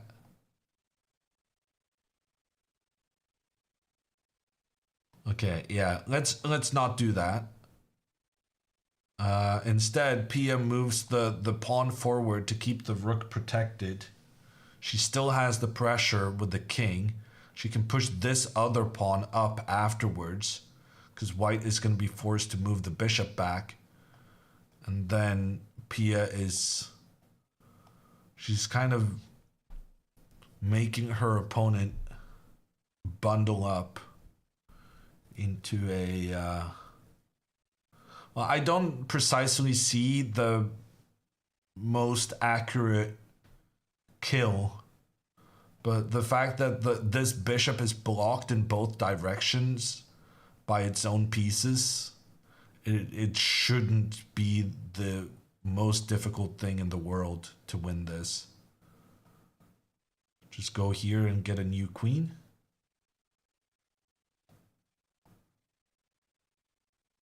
Ah, the rook makes it back. Okay, Pia still gotta be somewhat accurate. Oh gosh, apparently the only winning move for Pia here is pawn to f6. That doesn't seem very obvious to me. Pia only has 2 minutes remaining. It's kind of important that Pia wins this right now. With Margot's position crumbling, Pia does not find the only winning move there. Pia moves her bishop back. I still don't understand why this was winning though. Now white can do a counterattack against all of these black pawns conveniently located on the same rank. But if this happens, can we not then protect? Ooh, but then attack on bishop, and when bishop moves, the pawn is lost behind it. And it doesn't matter that we managed to capture stuff over here, because, well, frankly, there's stuff here and here and here. And actually here you can see that it's not always great having your pawns on the opposite color to your bishop, because it does make those pawns a lot more difficult to protect.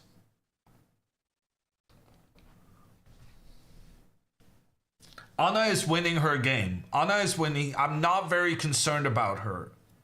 She's got it under control. Although Anna suddenly only has 1 minute 30 seconds remaining. How are you thinking? Just put your king in the middle. How it's... This is the current position in Anna's game. Like, just move your king up. Why are we spending 3 minutes?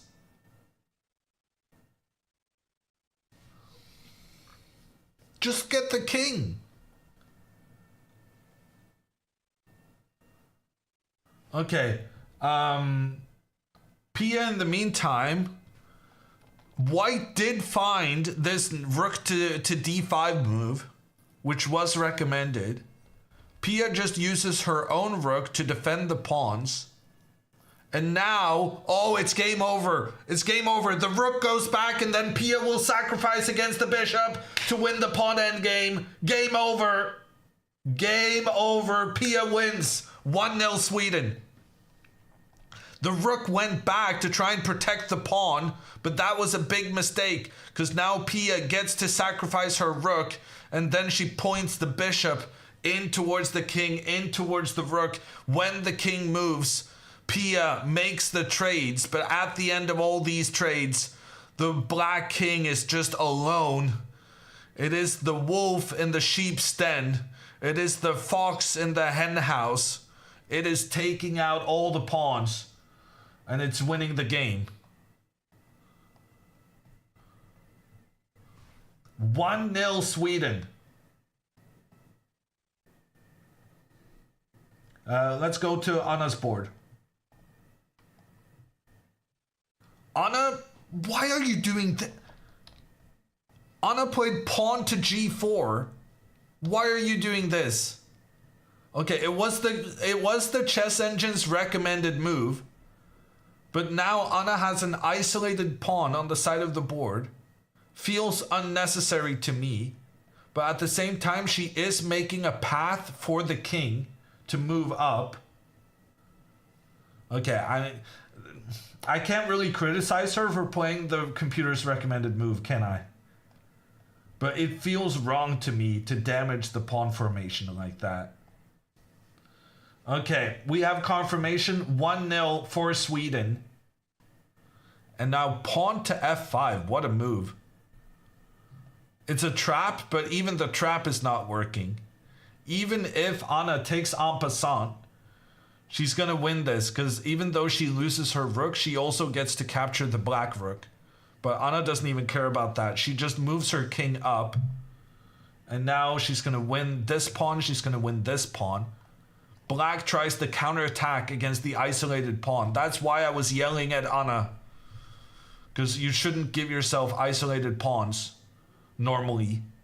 But here the rook can just go back to defend. Everything is under control.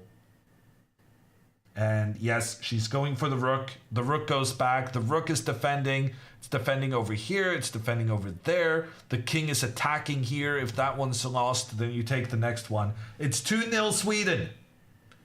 2-0 Sweden. The two Kremlings take their opponents down with a couple of minutes between them.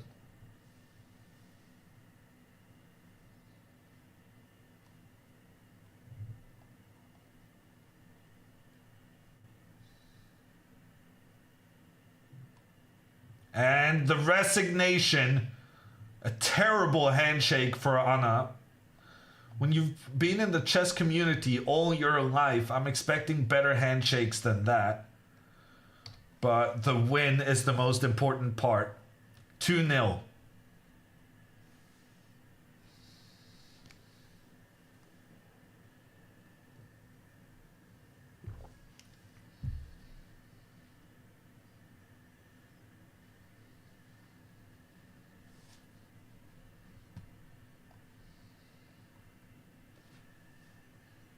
What was the handshake rating? It was low, very low. Her opponent had a perfectly acceptable handshake. It was just Anna's limpness that ruined it.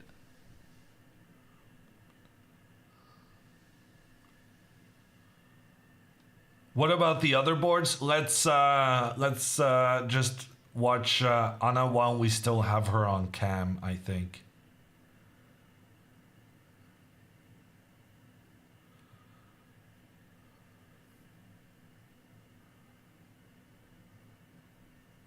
Family member proximity buffs. Fair enough. Okay, it seems like everyone is very interested in what is going on at the adjacent boards. Both Anna and Alice watching their compatriots fight for the points here. Tosh Queen, currently in frame with the red hair. Also a streamer. Check her out, Tosh Queen. She's seeming very stressed right now, which tells us that she is low on time. Maybe let's just put that on the board. Let me see if I can make that happen. If I can spell Sweden.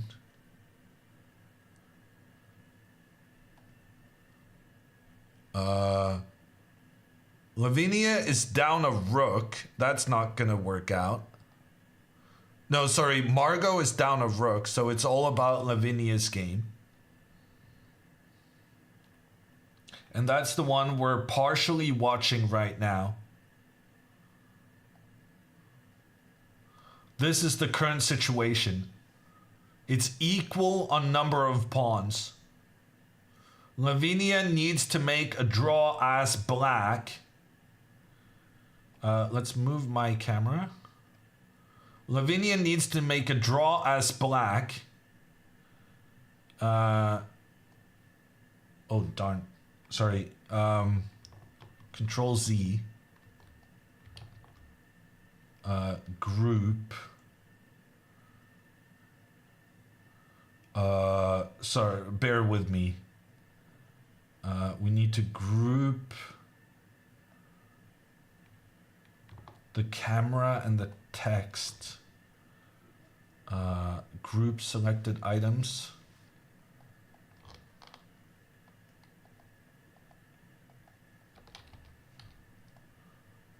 Okay, now I can move it. Oh wait, what's going on? Lavinia looks up at her opponent. She reacted to something. Was it an unexpected move? A draw offer? Did she lose on time? Oh no. They made it to move 40. They made it to move 40. Okay, never mind. Have I been dragging the camera? I have. Wow, I just completely panicked there at the end.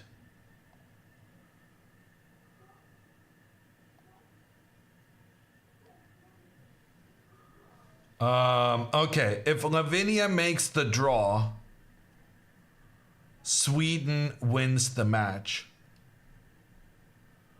Oh, but apparently if rook captures, which seems like the most obvious move, then the trade, and here black is winning except if white goes pawn to c4.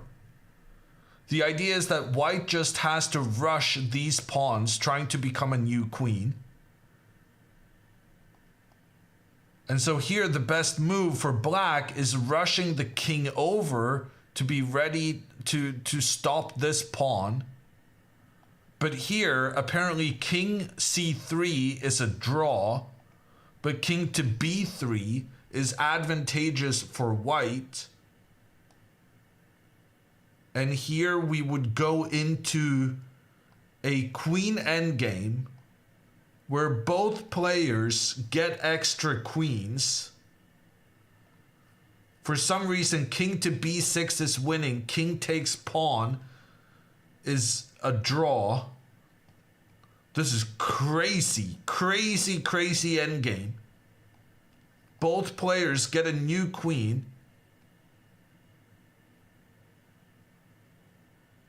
Oh, but this one is under attack. White has to go here to defend both their pawns. And even though it's equal on number of pawns, because the white king is closer to the pawn, and also the white queen can try and check the king. Oh no, but the black queen can protect both the pawns as well, because if the queen comes in, the queen is actually defending. Oh my gosh, this is a crazy queen endgame. And it's going to decide everything. And it's impossible to calculate everything.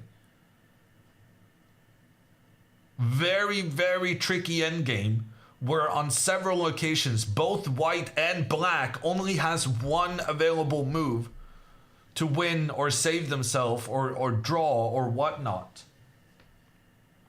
I probably have Anna sending me messages asking me to get on the call. No, I don't. It's fine. Flip board, please. Oh, okay. Sorry. Computer Engine says pawn takes is a draw. Rook takes is almost winning for black, but turns out to be potentially winning for white. Crazy. Can we see Margot's game?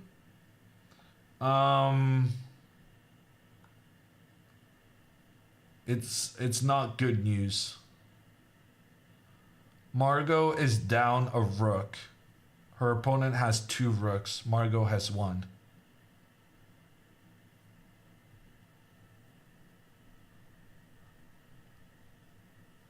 So it's gonna be 2-1.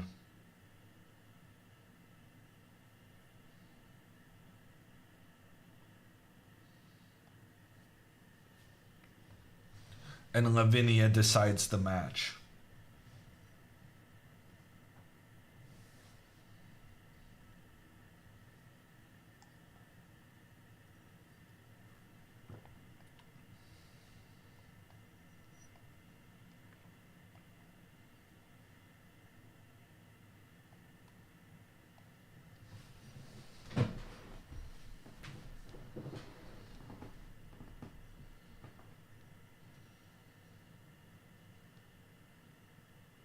Magnus is losing.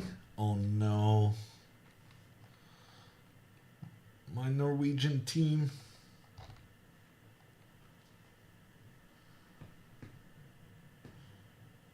Still gonna be best Scandinavian country by some margin. But That is very unfortunate.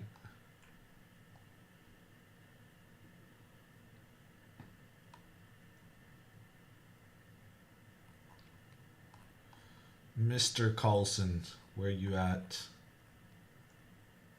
Oh gosh. Norway is down against Slovenia and Magnus is losing? Incredible. That is very bad news.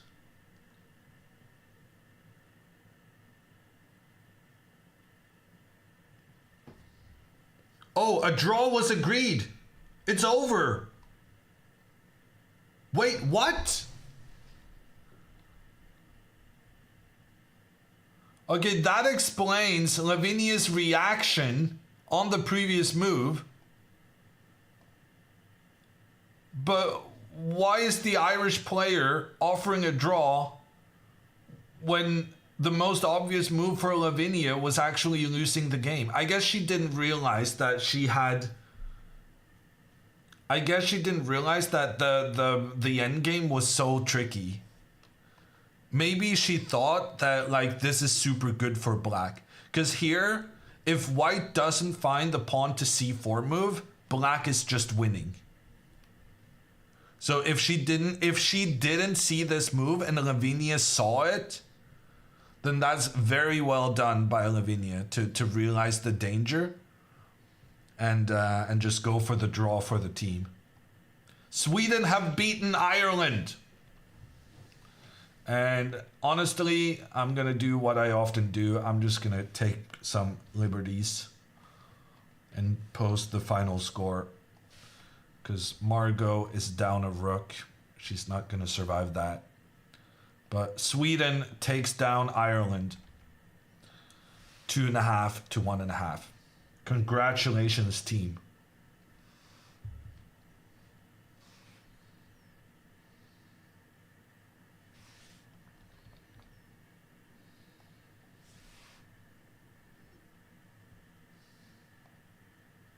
The other game isn't over yet. Are you not listening?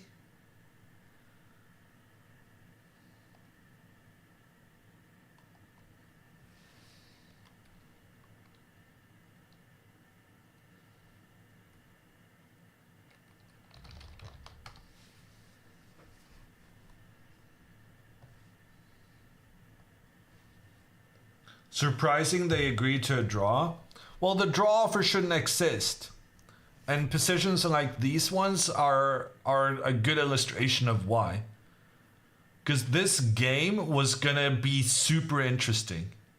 It could have gone into a queen endgame after 20 moves of really tricky play. Super fascinating position. And we missed out on it because the players are allowed to just end the game.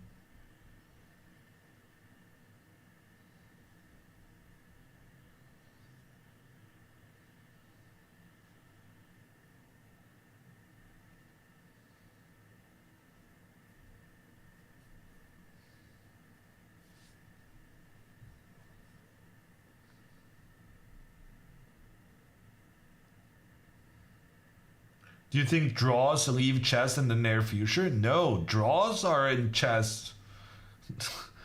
Chess is going to be a draw for a long time. But I do think draw offers are unnecessary. Draw is the most likely result, at least at the top level. And it's going to be like that forever and ever. But there's no need to make it even easier for them. To be allowed to just agree to a draw in a position that has plenty of interesting play remaining. Can you put the other game on screen? I guess I can. We're just waiting for Anna.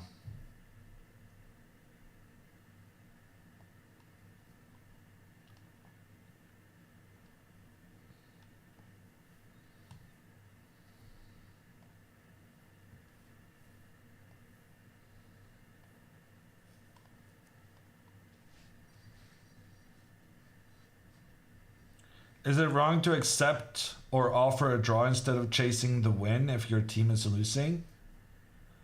Ah, but the thing is, she probably thought she was losing herself. Like, what happened there? We saw a situation where every move other than one was winning for Lavinia. And the white player just probably offered a draw because she hadn't seen that possibility. I think she offered a draw because she thought she was in trouble. That's my take. In hindsight, it looks very silly. But in the moment, there's a very clear reasoning why she did it.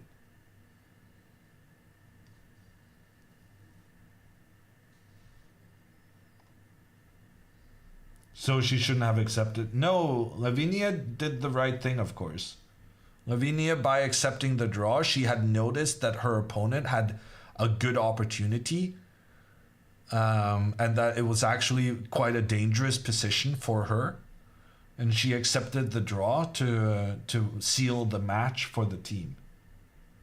Do you think Lavinia understands she was in danger? Yes. I think she saw the move that Tosh Queen missed. And that's why she accepted the draw. Can you show why it was winning? I already did. You have to go back in the VOD. I'm not doing it again because I'm expecting Anna to call in at any moment. How is Margot losing? Yeah, stuff happened. Low on time. Things happened.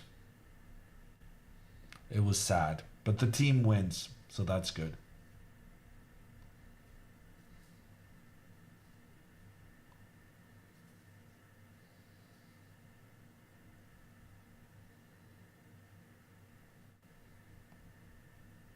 Lavinia was the one who offered a draw? No, her opponent did. Lavinia accepted it. Normally, when a game just suddenly ends in a draw, it's the player whose move it is who did not offer. Usually it's the player who made the previous move who said the final move who offered a draw.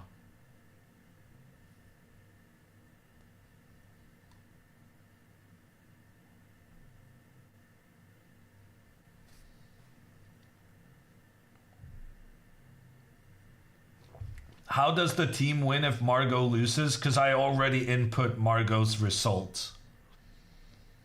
There's only 4 games in the match. I already input all the results.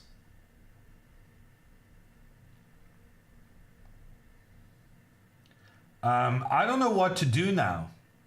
I've never been in this situation before. Usually Anna is always ready. Actually, normally she's ready like 5 minutes before we even make it to the end of the games. But I sent her a message and it seems she hasn't even gotten to her cell phone yet. Maybe she's been selected for drug testing. Or maybe she's been selected for an electronic search. That's the only explanation I have.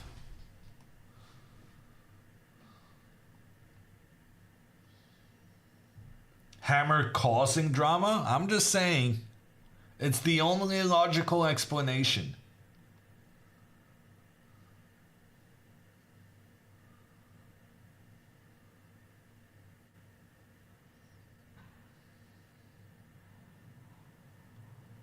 Lavinia did offer the draw? Wait, how are you saying... Wait. What makes you say that?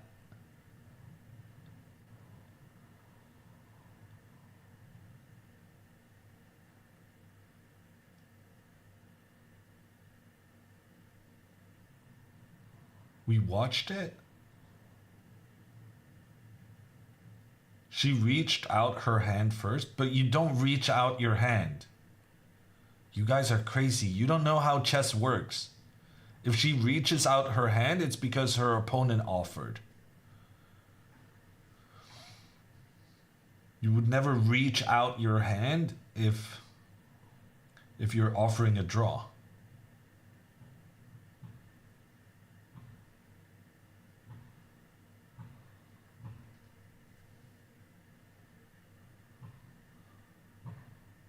Reaching out the hand means accepting the draw. Yes.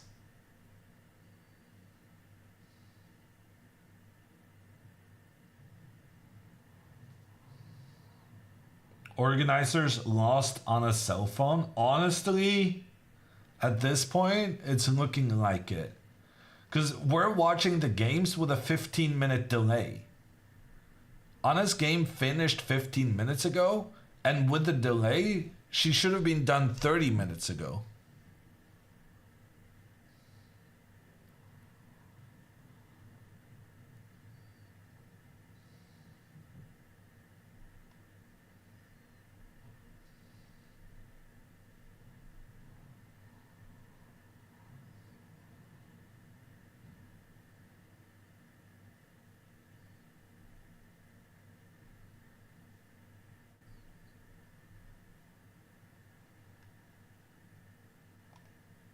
Is there a reason for the 15-minute delay?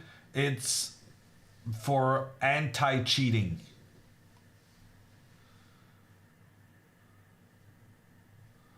To make cheating less likely.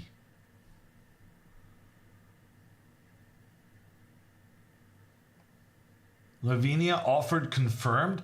Who are you talking to, Sterling? Is Anna responding to you and not to me? I'm seriously considering just ending the stream in protest with Anna not coming on to talk to us. Watch the clip. Posted a clip. I don't see a clip. Okay, I found it.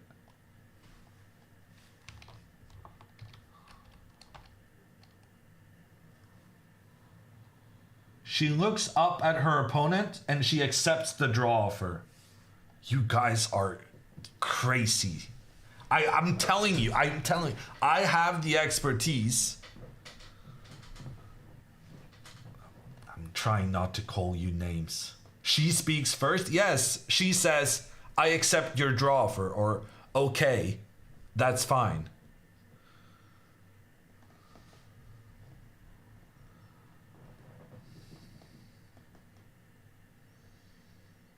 You sound more and more like Levy every day.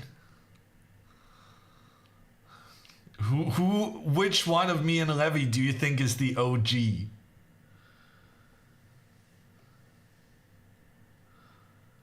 will never admit it? I mean, you just posted the clip of her accepting the draw offer. I don't know what to do when you're literally posting the evidence that proves I'm right. Like, there is no situation in which someone would, if you guys believe that Lavinia offered a draw based on the clip in chat, which I guess now I have to show the clip on the screen, but I don't know how to do that without messing up everything. This is the Anna lost situation all over again. All of chat, because you don't have the context of how chess works. You think you know things, and then you have an expert telling you that you don't know shh. And then you still don't trust the designated expert. There's no way that could have been a draw offer from Lavinia, because her opponent would never accept the draw in 0.5 seconds. The reason the handshake was immediately after Lavinia spoke is because Lavinia had been offered a draw, and then she says, okay, I accept, handshake.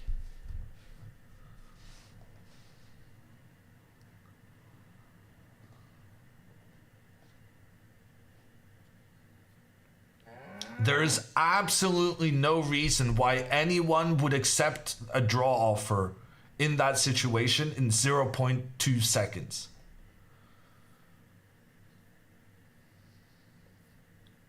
And so why did they shake hands so quickly after Lavinia spoke? Because she said, she did not say, I offer a draw. She said, yes, I accept the draw.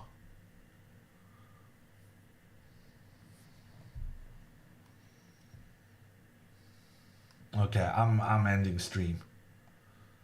I've had enough of you guys. Anna's still not sending any messages. Do you think I'll get fired if I end the stream?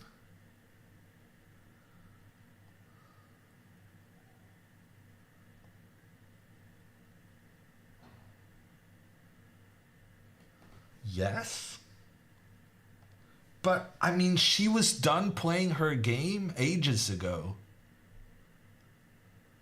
Surely that's on her.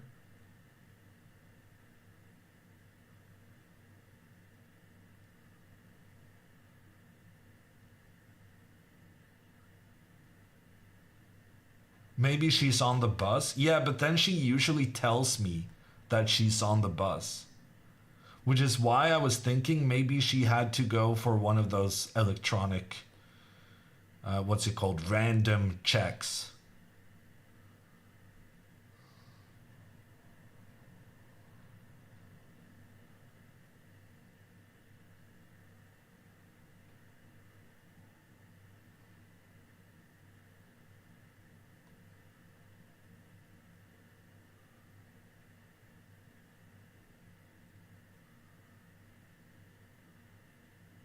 Or, yeah, she could also be in a doping test.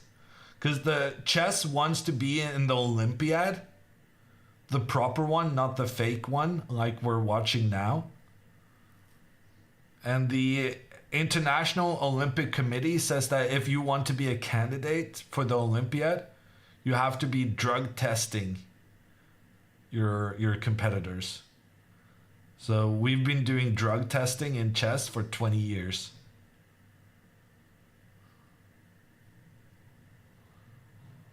And the thing is, they even took caffeine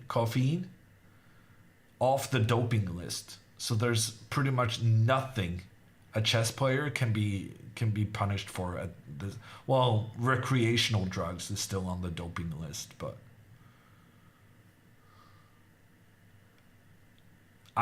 the thing is, the one thing that could work in chess, some beta blockers, that's not even on the doping list, I think.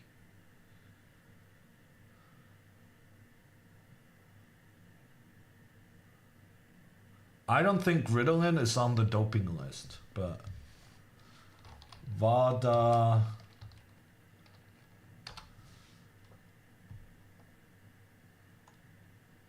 Not accepted. Beta blockers. Oh, there are some beta blockers. Acebutolol, alprentolol, atenolol, betaxolol, bisoprolol, bunolol, celiprolol. For someone who cannot say else, these names of the beta blockers is tremendously problematic for me.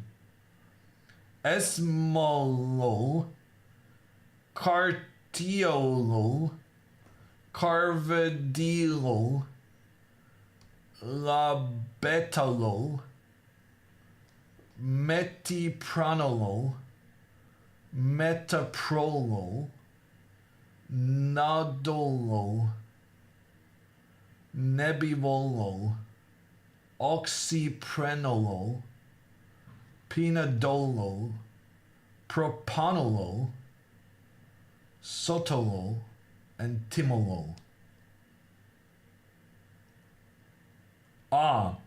And these beta blockers are only prohibited in the following sports: billiards, racing, car racing, archery, darts, golf, mini golf, skiing, shooting, and underwater sports, including free diving, underwater hunting, and targeted shooting. Do they shoot underwater?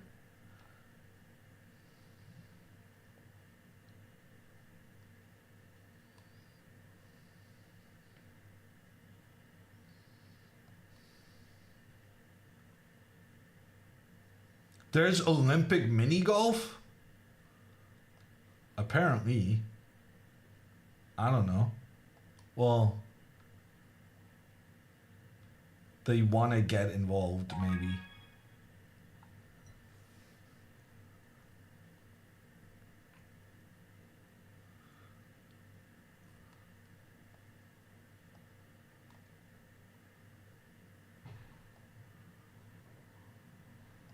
Americans just make stuff up. This was the Norwegian website for the Norwegian anti-doping.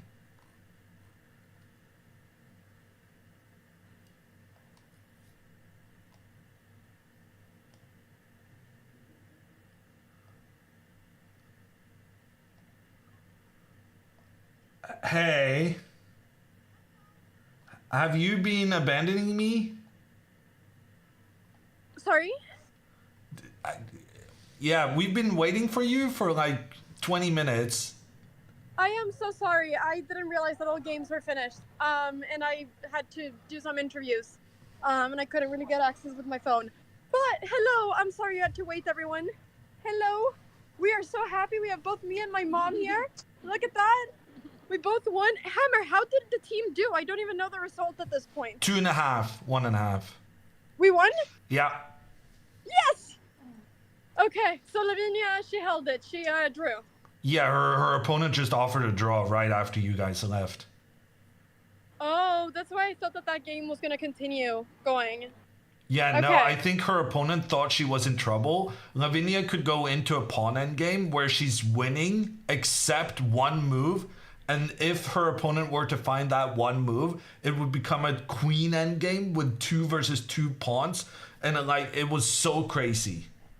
But I think her opponent just didn't realize that she thought she just was in trouble in the pawn endgame. And so she offered a draw. Okay, and then Lavinia, she knew that with a draw we would win the match, so then she just took it, right? Well, chat believes that Lavinia was the one to offer the draw. I have explained to them that she wasn't, and they don't believe me, so... Chat, you have to believe in Hammer! You have to believe what Hammer says! What is this, chat? You gotta... Wait, let me get chat up real quick. Were you guys bored when I was gone for so long? I'm so sorry you had to wait. We read the entire anti-doping list for prohibited beta blockers. Because I thought the only reason you would abandon me like this is because you were selected for the doping test. Oh no, it was crazy. I don't think I've ever taken the amount of pictures that I've taken in this Olympiad. It's amazing. It's I'm really happy. But yeah, if I'm slow, it's because of that. But yeah, Hammer, how was my game? It was good, right? I just outplayed her. Or? Yeah. Like, I was so happy when I couldn't lose in the opening when we traded queens. I thought, okay, now there's not gonna be any tactics, and it's just gonna be an endgame where I just play a game against her, Yeah. I wasn't too happy about your castling. Oh, was that bad? No, computer thought it was fine, but I just from a principled standpoint, when you castle kingside, you have to spend 1 extra move to get your king to the center, and you also have to spend 1 extra move with your rooks compared to castling queenside. Oh, but I had all these plans of maybe placing the Wait, I have Margot's game up because she's technically still playing, but she's down a rook and a pawn. Oh, so there was still a game ongoing. Okay, amazing. But let me find your game. Amazing. I'm really, really, really happy though. Chat, like we won! Yay! I'm really happy. I feel like it was a good game, and then I was so happy when I found this idea of winning the pawn. Because then I thought that I can, just push until the end, and then, yeah, it just did. It felt really good. So Yeah, yeah. bishop d3 followed by rook c3 was super accurate. Amazing. Yeah. Oh, what is this? I thought that I thought that rook c3 was good. The moment I saw it, I just thought, this has to be the move right now. Because I was trying to figure out, because it just felt like the kind of position where I'm better, but I just had to like find the win or find the way of really capitalizing on it. Yeah, and you did. Yeah. Wait a second. Okay, there's a bit of a mess going on here. But yeah. Also, why is everybody roasting my handshake? Was it that bad? It was pretty bad, yeah. It was okay. That's okay. Rip. I need to work on my handshakes then. Yes. Okay. I don't understand how you've been brought up in a chess family and can't do a handshake. I'll study it. Okay. I'll study it. Okay. Hammer, there's a big mess with the buses. I think we're gonna go. I'm not really sure what's going on. I'm here with my mom. I think we're gonna go. So I'm just gonna go and say bye already so that we can. Oh my, this is such a mess. There's so many people in buses. I mean, if you guys saw this, you'd see how chaotic this is. Okay, all right. Oh, my mom is in the middle of this whole thing. What's going on? Okay, I'm not really sure what's going on.